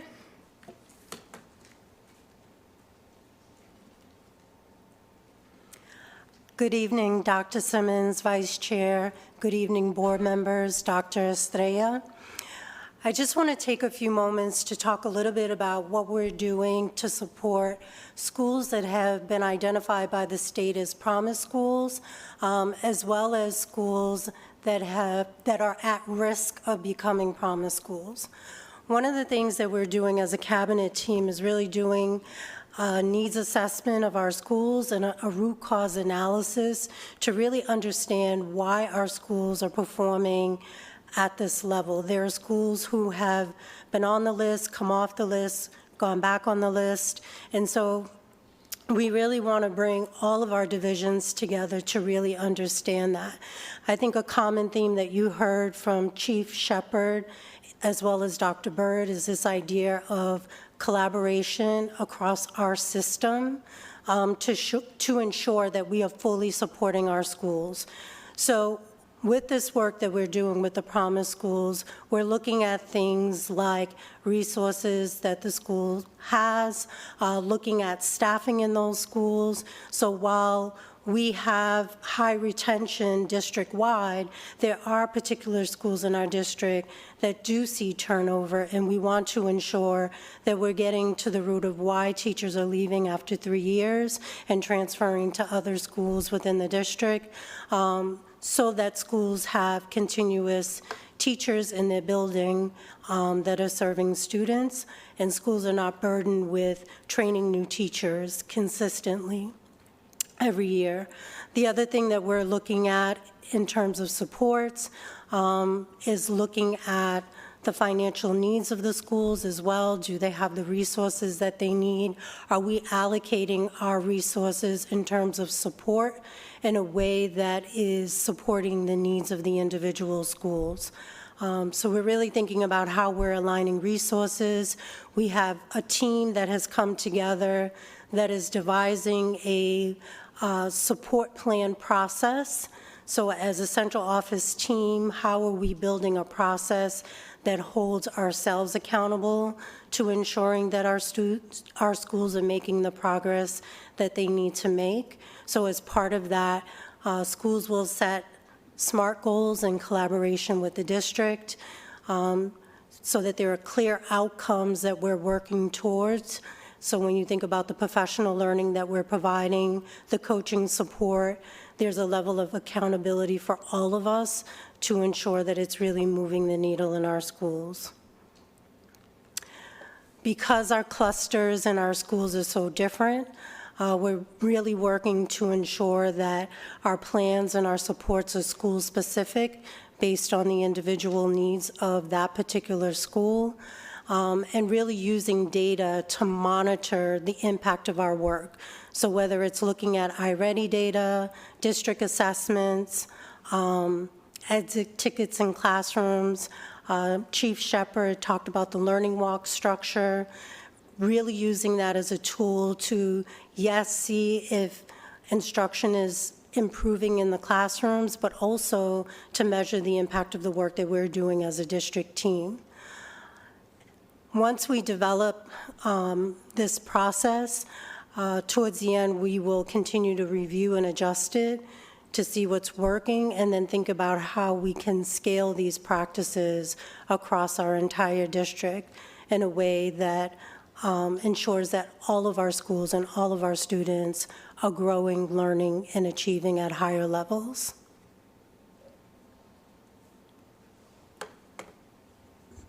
Time for questions now. All right, team, any questions or comments here? Yes, Madam Vice Chair, really great presentation. I appreciate the update. I wish I had it earlier, but one of the things that I appreciate is the intentionality around supporting our schools and learning of what's happening in our schools and pushing into them. I had a question around, and I am on slide 15, around the cluster learning visits. Can you explain more around what the cluster visits detail? So for example, I believe I heard the possibility of looking at 2 different schools. So are the 2 different schools located in the same cluster? So for example, Archer cluster, Harbins Elementary, you might be looking at Harbins Elementary and then Lovin Elementary? Yes, so it could be 2 schools from the same cluster, or as we kind of move throughout the year, it might, some of the cluster superintendents have 2 clusters, so it might be 1 school from one cluster and 1 from the other. But the idea is for the schools to be as localized as to the greatest extent possible. And so the visits start off with a meeting with the principal. We've been inviting the assistant principals into that conversation as well, and asking questions around what makes your school unique, what should I understand about your local school context, what is the work that you have accomplished in recent years, what's the work that you're carving out as your focus for this upcoming year, and then based on whatever that focus is, what should we see in the classrooms? So we go visit a variety of classrooms. We spend about anywhere from 45 minutes to 60 minutes visiting classrooms.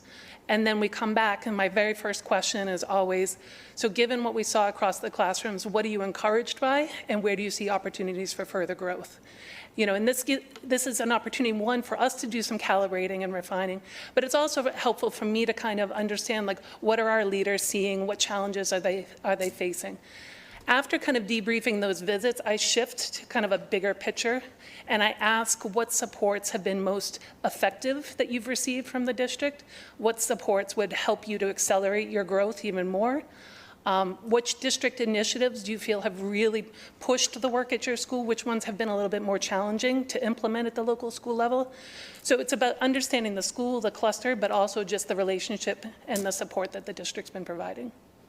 Thank you. I appreciate you clarifying. And it sounds that as though it's more classroom focused. And I know that there was a note around resource allocation and brought up Archer, and this is consistent.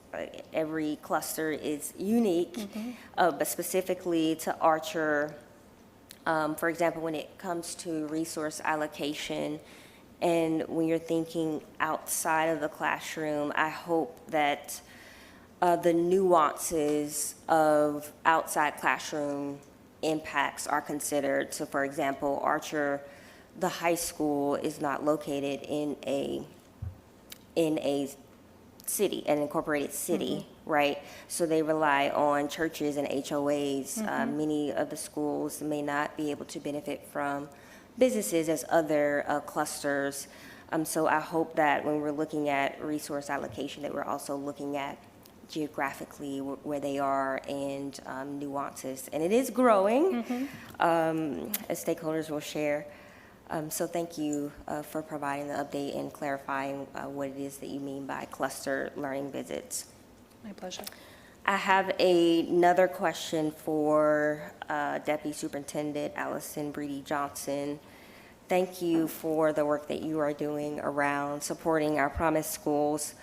And you mentioned the focus around resources and understanding why the high turnover rate. I hope that with the support comes facilities, looking at schedules. And so for example, there's one school in District 1, Lawrenceville Elementary. It's probably one of the oldest schools in the district. So I hope that as we're looking at resources, that we are also looking at the facility as well. Absolutely. It's exciting to hear about the collaboration among the 3 of you as you're doing this work. I think that's going to be critically important. For Chief Shepherd, the opportunity myth, opportunity makers, same reports from the same study, or 2 studies by the same people? How does that? So TNTP is the author of the two studies, and it's actually part of a 4-part series. But based on what we've been learning about the district, we decided to focus on these two. So the first one was kind of looking at our schools delivering on the promise that we make to families and to our students, and the promise that students and families believe that they're receiving. And so when they conducted a massive study of looking at classroom observations, the tasks that students were being asked to complete, the student work samples, they surveyed students and gathered a tremendous amount of information and really codified what were the things that they saw in the classrooms that were having the greatest impact on student learning. After the Opportunity Myth was published, they then went on to publish a study which was about what are the 5 critical things that students need for economic and social mobility.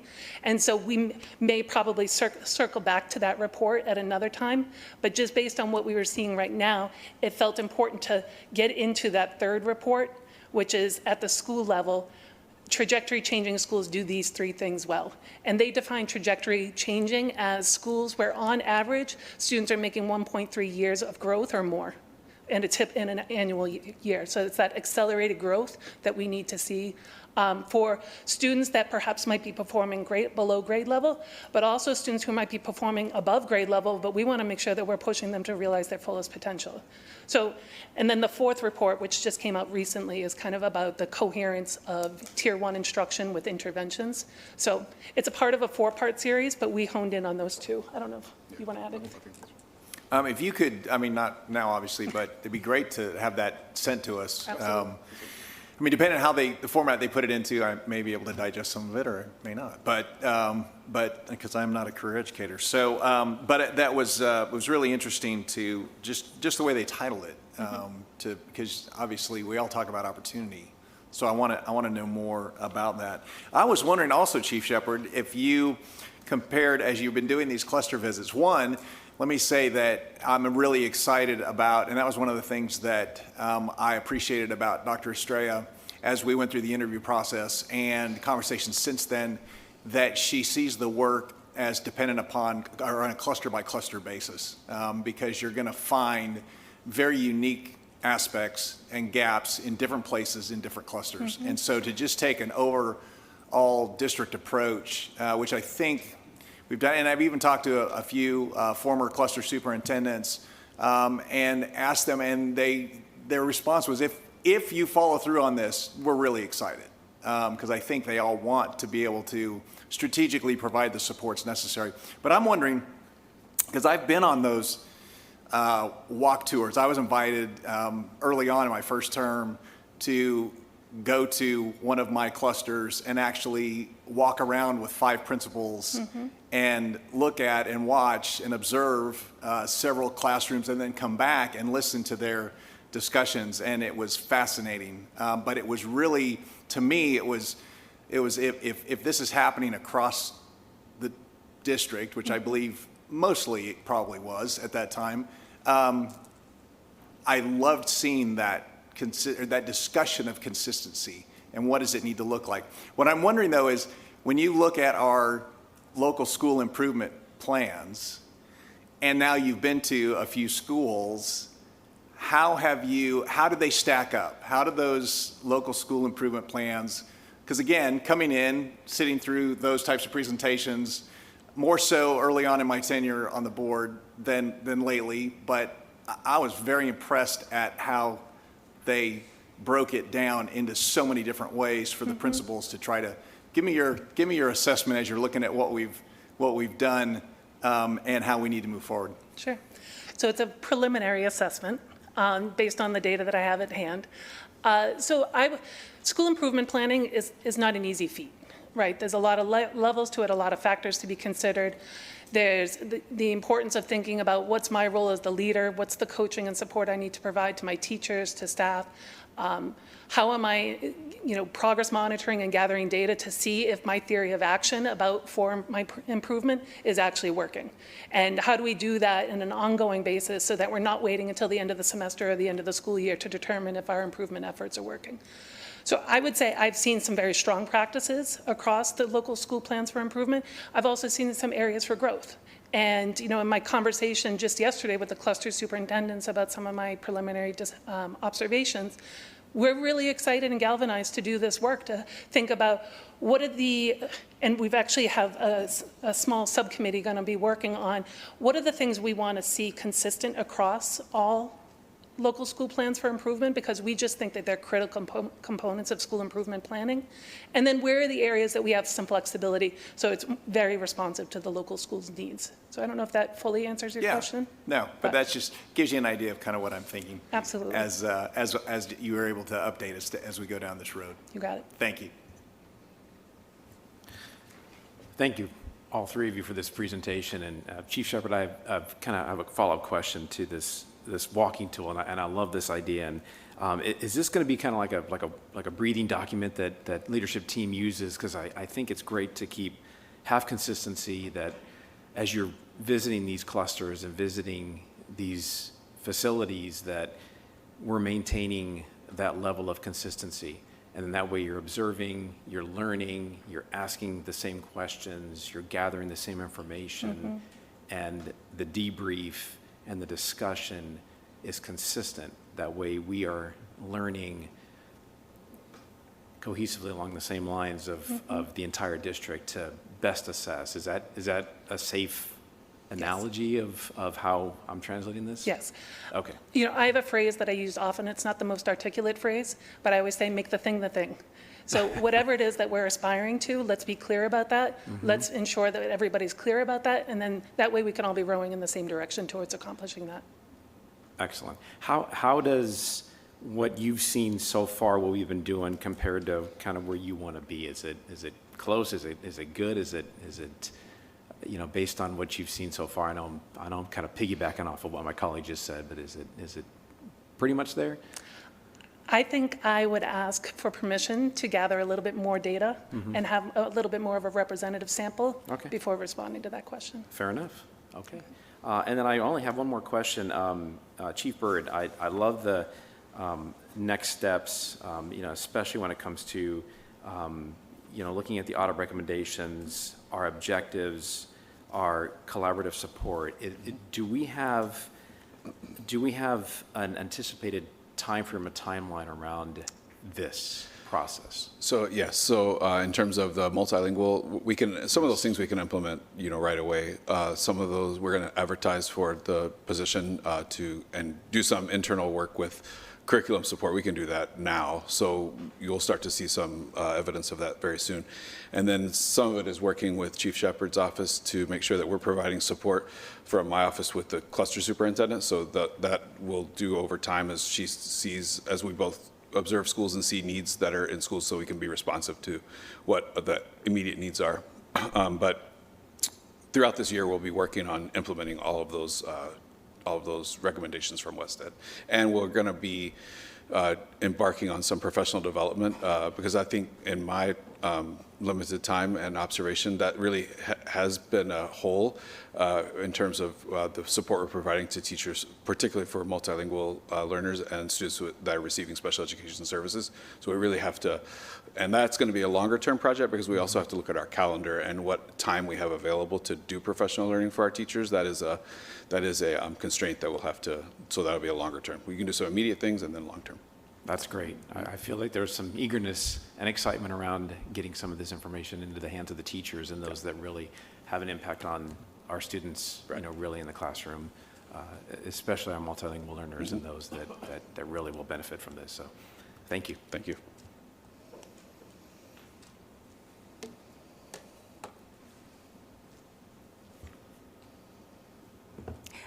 Thank you all for the report and sharing what you've learned thus far being on the ground. It's phenomenal to hear that you're in the schools and in our clusters as frequently as you are. I'm sure there's a huge learning curve.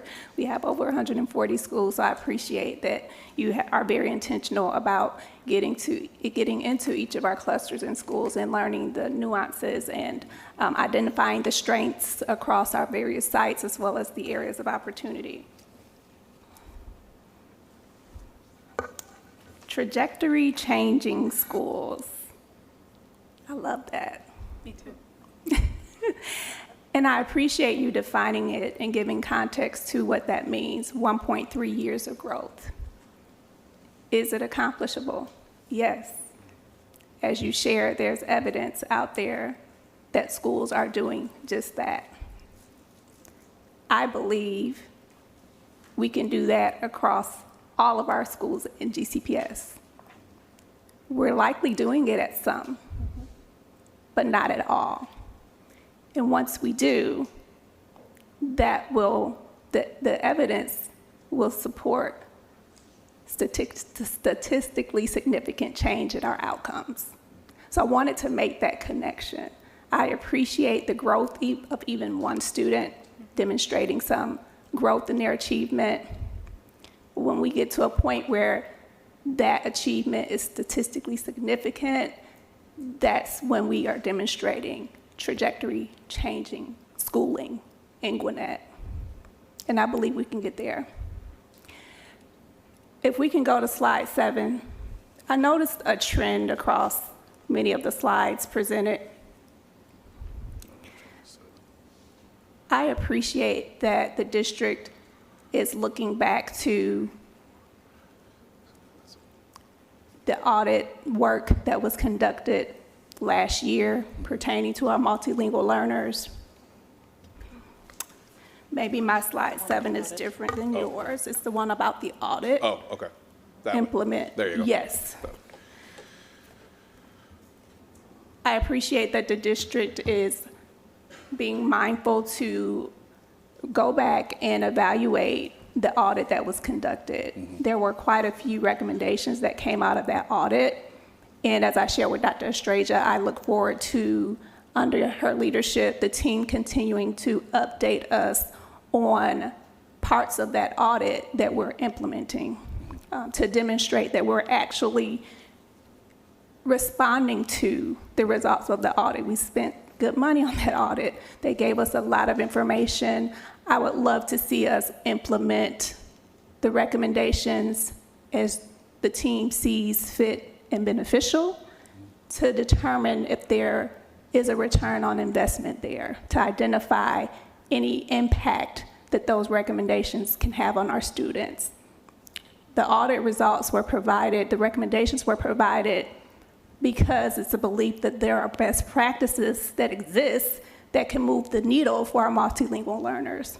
So I appreciate you all calling out those components of the audit that you're going to be executing so that we can continue to monitor how our students are responding and hopefully achieving that trajectory changing status that we are aspiring to. So on this slide, consistent practices begin with leadership. So I noticed that term leadership. On the right side, dedicated leadership is structured. There's emphasis on leadership here. If we go to slide 16.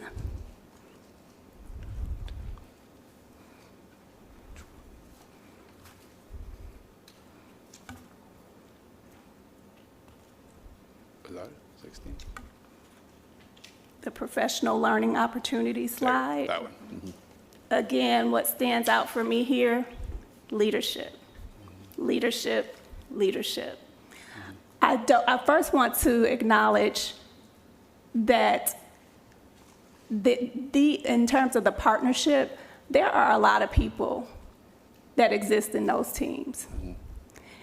And for you all to align them and get them moving in the same direction, I believe is a huge undertaking, but it's one that's necessary.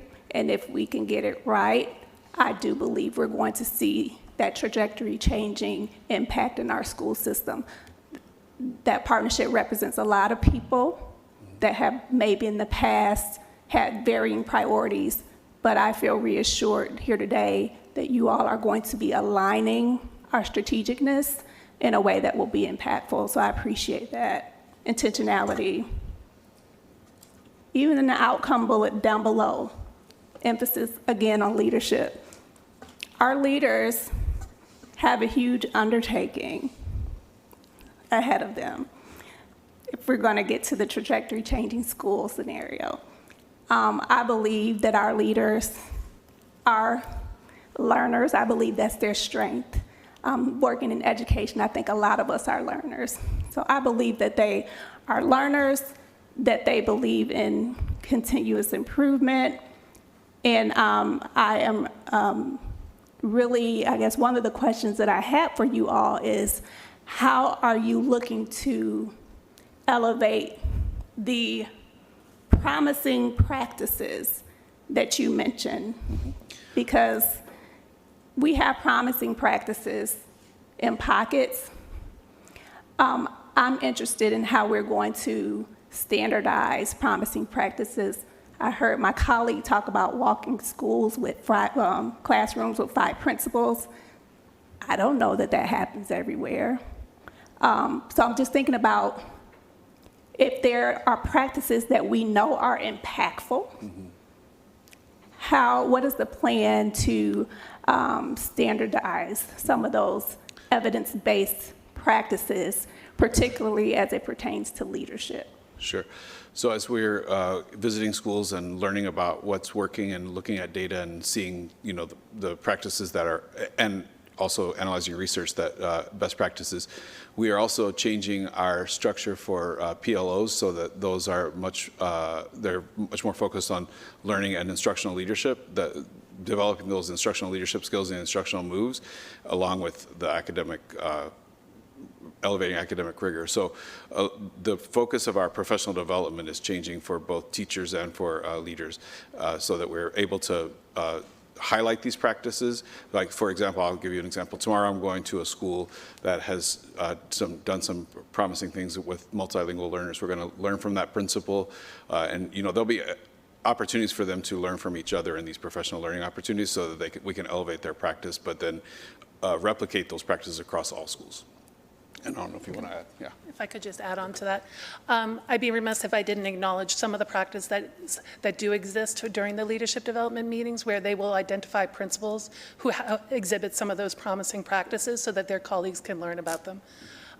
Also, during the cluster meetings, oftentimes the principals are visiting classrooms. I think what I'm excited about is my role to be able to not just to work with the CSTs and lifting up promising practices within a cluster, but to also help lift them up across clusters. And so if we know that, a cluster or a group of schools in one cluster might be struggling with something, but we have somebody who has some really strong systems and structures in place, we can do some of that cross-pollination so that even across clusters, we're lifting that up. I think over time, one of the things that we will develop is a group of critical friends, right? A professional learning community of principals that can then share best practices. And as we think about the work, it's really important for me, as I work with the team, to think about what is the development that the central office team needs to support principals, what is the development that principals need to support teachers, and what do teachers, paraeducators, and other personnel need to be able to do boots on the ground work that we need to have done to enhance teaching and learning in the classroom. So being very intentional of how we are building capacity within the organization at the different levels to ensure that they're getting what they need to develop the next tier of support is the long-term goal for us in building that capacity. So a lot of the processes that we're embedding this year, because we're still learning about the organization and what the organization needs to develop, will allow us to gather data and information that will help us enhance what we need to do long-term and will inform the work that we need to implement throughout the next 5 years within our strategic priorities. So I'm hoping that these components elevate what we want to do. What you saw today is an example of what I've been trying to elevate across the departments in central office, is the importance of cross-pollinated work and how we are all working interconnectively on behalf of schools. One of the things that I've heard from principals in the few instances that I've had conversations is that they sometimes hear mixed information, or that there's a lack of streamlining of supports and structures from central office. So a lot of what we're trying to do is model for the system what we're hoping to accomplish long-term, which is one, making sure that all departments are working together to create a seamless structure of support for schools.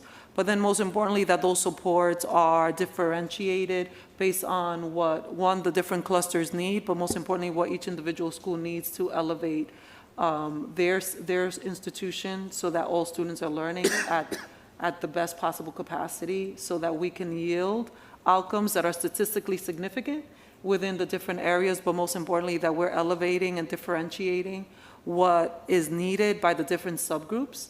We look at gifted and talented, and we see tremendous gaps. I expect that students that are in G&T all being at the distinguished level. So what's happening in the classroom to ensure that that happens? At the same time, what are we doing for students receiving special education services?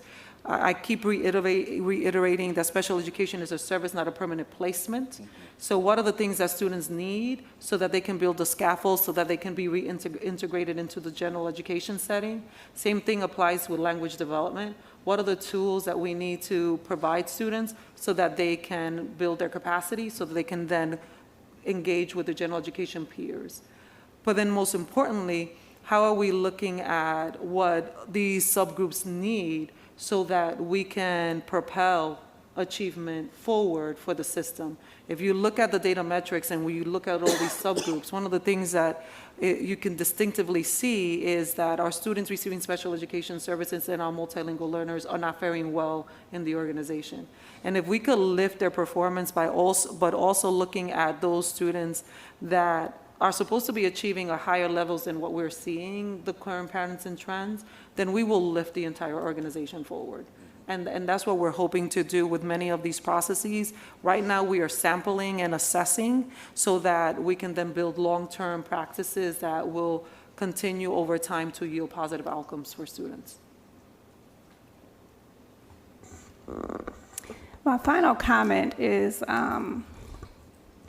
I would like for the district to include Marietta City Schools in our ELA milestones report. Marietta City Schools is one of the metro area school systems. Dr. Therese and I and some district staff had the opportunity to visit Marietta City Schools last year, and we were interested in the visit because they have demonstrated phenomenal reading achievement growth. And I don't think that I'm not certain of their economically disadvantaged percentage, but that's why I would like for their information to be included moving forward. So we went to visit the school system, and I just wanted to highlight a couple of things that we noted in talking with their principals, some of their principals. Their superintendent, Grant Rivera, was kind enough to come and share with us a few things. What led to their trajectory changing results around ELA and reading? A couple of things. And I'm just going to share those kind of pertaining to what you've outlined here today. Everything focused on how principals are leading literacy. He didn't say teachers. Oftentimes, I feel like we look to the teachers to lead the work. I've never been a principal, but I know a lot of principals. I've been a teacher, and I know that the principal sets the tone. That's right. And in Marietta City Schools, they know and understand that. They focused on principals leading the literacy instruction, and what that meant specifically, 80 to 90% of their principal meetings focused on literacy. 80 to 90%. That also meant that they conducted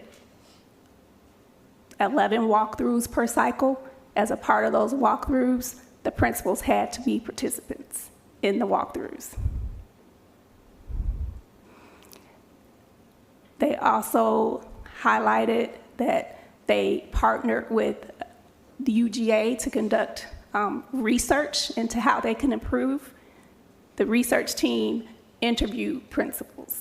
A lot of that work pointed back to principal and leadership development, because when you think about it, if the principals are not knowledgeable on what effective literacy instruction look like, how can they evaluate for it? So I am just really looking forward to the plan and the dedicated resources that are going to lead to the results that we are looking to accomplish across our students in Gwinnett County. It's clear to me that the focus on leadership is paramount, and I believe that our leaders in Gwinnett County are, I don't want to speak for them, but I'm going to say they're excited that we're going to have some improvements in our ELA instructional area. I know we don't have those results just yet, but again, if the science and the social studies is an indication, I think that we're going to have some room for improvement. But I truly believe that you all are primed as a result of the transition team work that's happening, the listening and learning that we're going to hear about, that you all are primed to support our leaders in a way that they're going to effectively support our teachers, who are then going to impact student achievement. And I just want to say thank you in advance for the collaboration and getting everyone moving in the same direction there. Thank you so much. Thank you. Thank you. Dr. Estrella?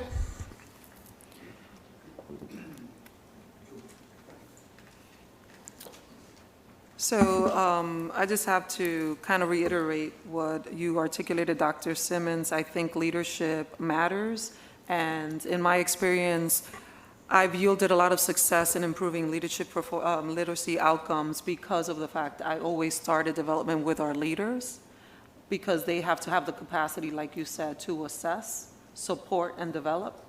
And I'm looking forward to the work that we will do together to ensure that we build that capacity, not only at the school level, but at the central level. We have a lot of opportunities for growth. And I know that the work ahead will yield better outcomes than what we're seeing now. So I want to thank Dr. Taylor, Dr. Bird, Ms. Shepard, Ms. Breedy Johnson, and Ms. McLaren. At this time, I would like to provide a brief update regarding the Listening and Learning Tour and some dates that I think are important to keep in mind as we continue this important work. Is the clicker, okay, thank you. So, it moved too quick. Should I go up there? That's fine. Thank you. So in an effort to make sure that we solicit input and perspective from our community, we had a really successful transition team meeting a few days ago where we had close to 160 community participants, and we're really excited of the work that has already started. I'm really looking forward to September when we have our second session and we continue to galvanize the community to learn from them and elevate things that we will need to prioritize in the work ahead. I have also organized a listening and learning tour conversations, some in person, some virtual, and a series of conversations with students that will allow us to continue to gather data that will inform the work ahead, particularly in building our next strategic plan. And also, we've put forward a survey that will also collect data for those that cannot participate in person or virtually, so that we have an array of different ways in which we are engaging the community. We have meetings spread out through all the districts at our different high schools, and they are segmented to provide teachers and building staff opportunities, as well as our students. We have different cohorts of students throughout the different schools that will participate in providing input as well. These are just in terms of the public facing, the times in which we will engage our teachers. We're providing multiple opportunities because of the variation in schedules throughout the district. Within our elementary, middle, and high school. And then for our families and community, we set up the meetings between 6:30 and 7:30 throughout the different dates that are articulated in this document.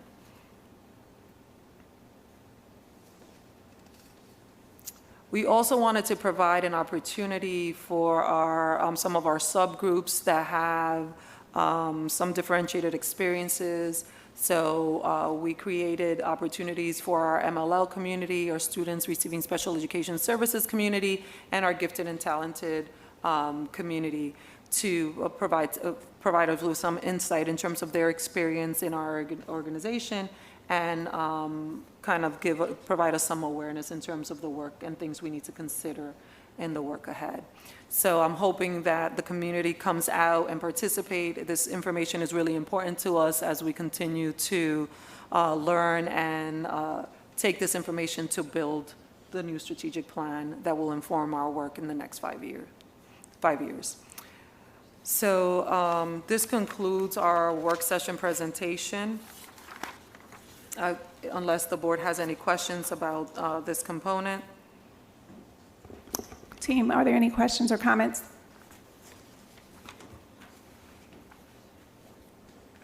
Okay. So if there are none, we will now designate this time for the board governance team discussion. Vice Chair. Thank you so much. Team, we have some additional documents that have been shared as a result of some requests. We also have some policies that are on the be up for a vote this coming Thursday. Is there any discussion needed? Now's the time for any comments, questions, or discussion.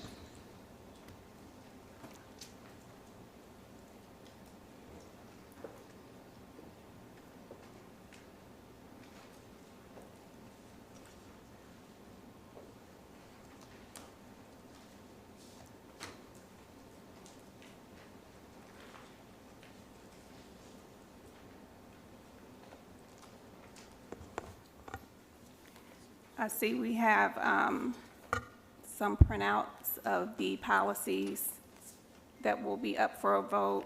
Can the district confirm that the most current up-to-date policies are what is saved on our SharePoint as well, or have there been changes that are reflected in these hard copies? Is that a question for us? Yes. Yeah.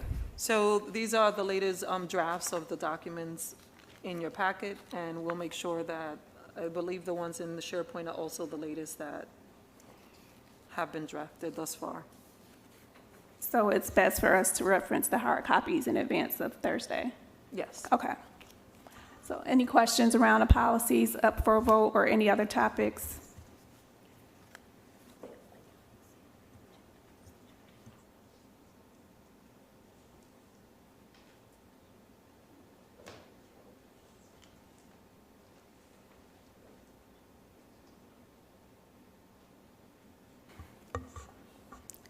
So here we have the charter for our policy committee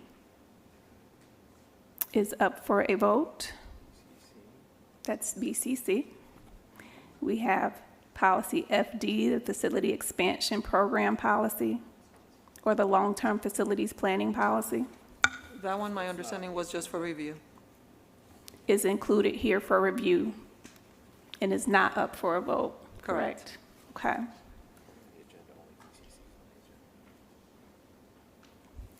So only BCC is on the agenda. So I'm assuming the others are just for our review. Okay. So we are voting on BCC. Are there any questions or comments for the good of the group? Speak now.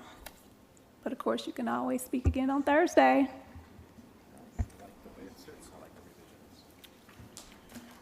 Okay. There were a couple of questions in my interaction with Mr. Cleben around a sunset provision, and I don't see that's not included here yet, but what about the idea of a sunset provision that just so you don't end up with something that continues on well, because these are supposed to be needed and directed, specific areas, et cetera, may not continue year over year over year. So I'd like to see the possibility of a sunset, or at least a or an as needed? What was that? Sunset or as needed? Yes, something along those lines. Just that it's revisited each year and said, okay, it makes sense, still continue, doesn't make sense. The other thing, with only 5 of us on the board, and one of my specific questions was when you go down to the bottom and it says no more than 2 members, and then it says another board member might attend on a non-voting basis. Well, the committee doesn't take any votes.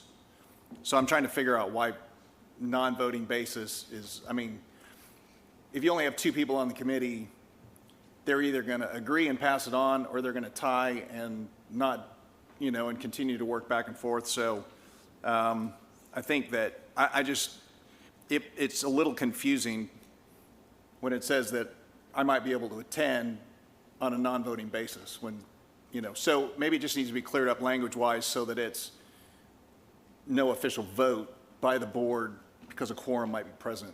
I don't know if Mr. Pereira can address language in that. Yeah, I have had some comments back and forth with Mr. Kleben about that issue. There may be some additional changes depending on how those conversations go. The key thing I think that I want the board to understand is that if you have a member who is not part of that committee, who attends the committee meeting, and you then have a quorum, it's important that we have actually noticed that as a meeting of the Board of Education, because the way the open meetings law defines a meeting of the Board of Education would include that. So, non-members attending committees, it becomes very important that that's planned and that the board secretary is able to do what she needs to notice that appropriately. Because even if whether you're voting or not voting, if you're participating in that discussion, it would constitute a meeting. So that is certainly a concern. Okay. And then the other thing I think that one of the things that Mr. Kleben has done that's been helpful is to look across the country in terms of best practices or common practices or different things like that. And one of the things he said to me is that really it's uncommon that in a 5-person board you have a committee like this of just 2 people. To me, I'd rather do this in the committee as a whole. That's just my thoughts. With the change in how we're kind of restructuring this without community members officially participating in all those different things. I mean, I'd rather use, training time, the different times that we come together as a board to discuss important policies. In this case, there might be, and maybe you can suggest or share an area where it might make sense. The other thing I think is somewhat absent here is just making sure that the system has representation, because a policy without good implementation is not a good policy. I think as a final bullet in the policy, it talks about open to the public. And one of the things that we did discuss was allowing for public comment. So those 2 factors would allow for that transparency to occur. In my experience, when we have committees, usually in this case, because of the size of our board is 2 individuals, but they only then recommend things to go to the full board. And then the full board will have to anyway further discuss the draft and has then the opportunity to engage in further revision. So what happens at the committee level is mainly a review and drafting process that allows for the best possible draft to go to the full board for consideration. But even then, the full board has the opportunity to further revise.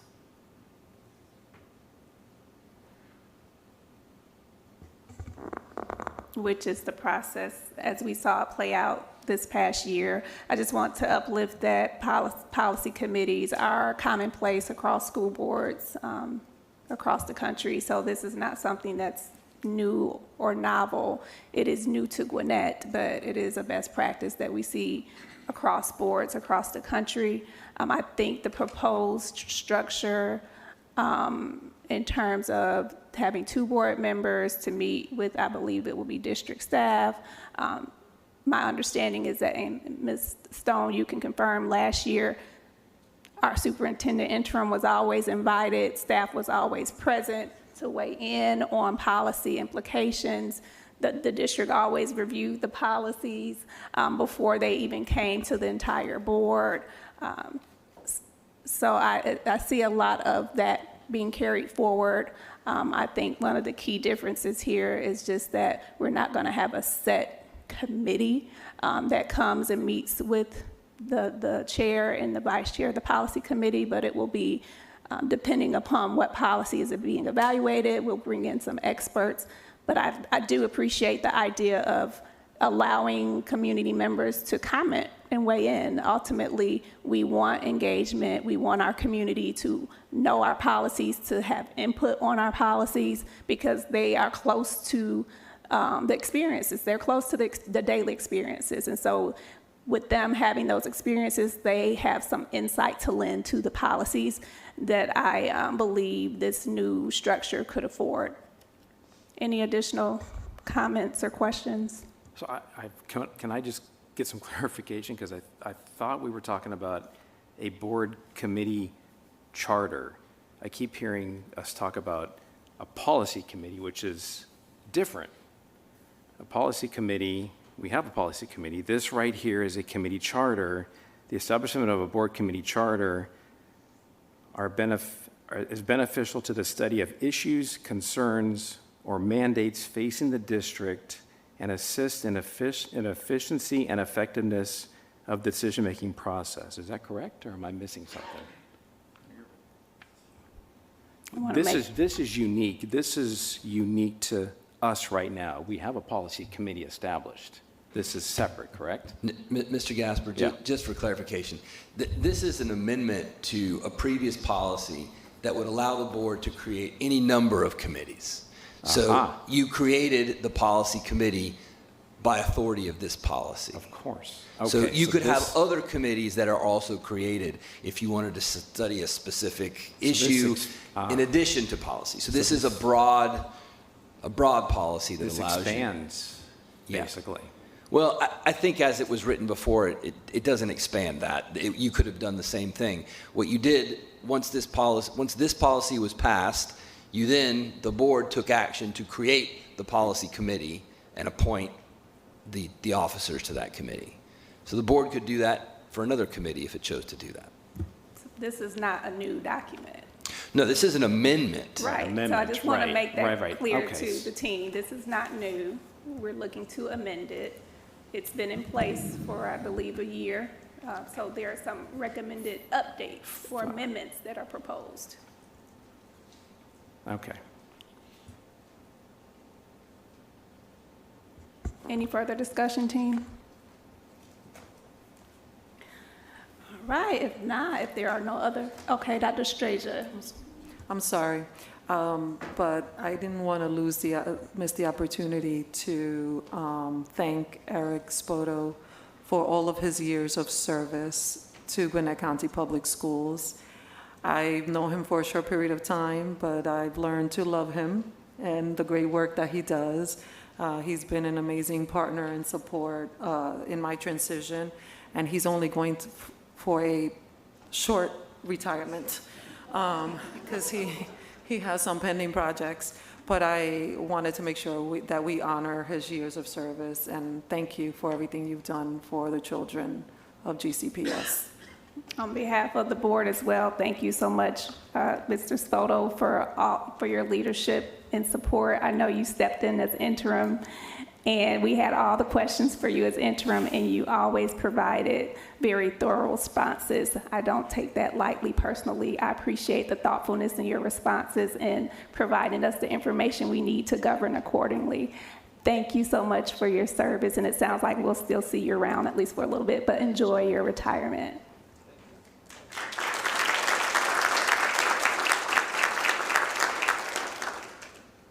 All right. that all, Dr. Estrella? Okay, and with that, if there are no other comments or questions, this concludes our work session. Thank you.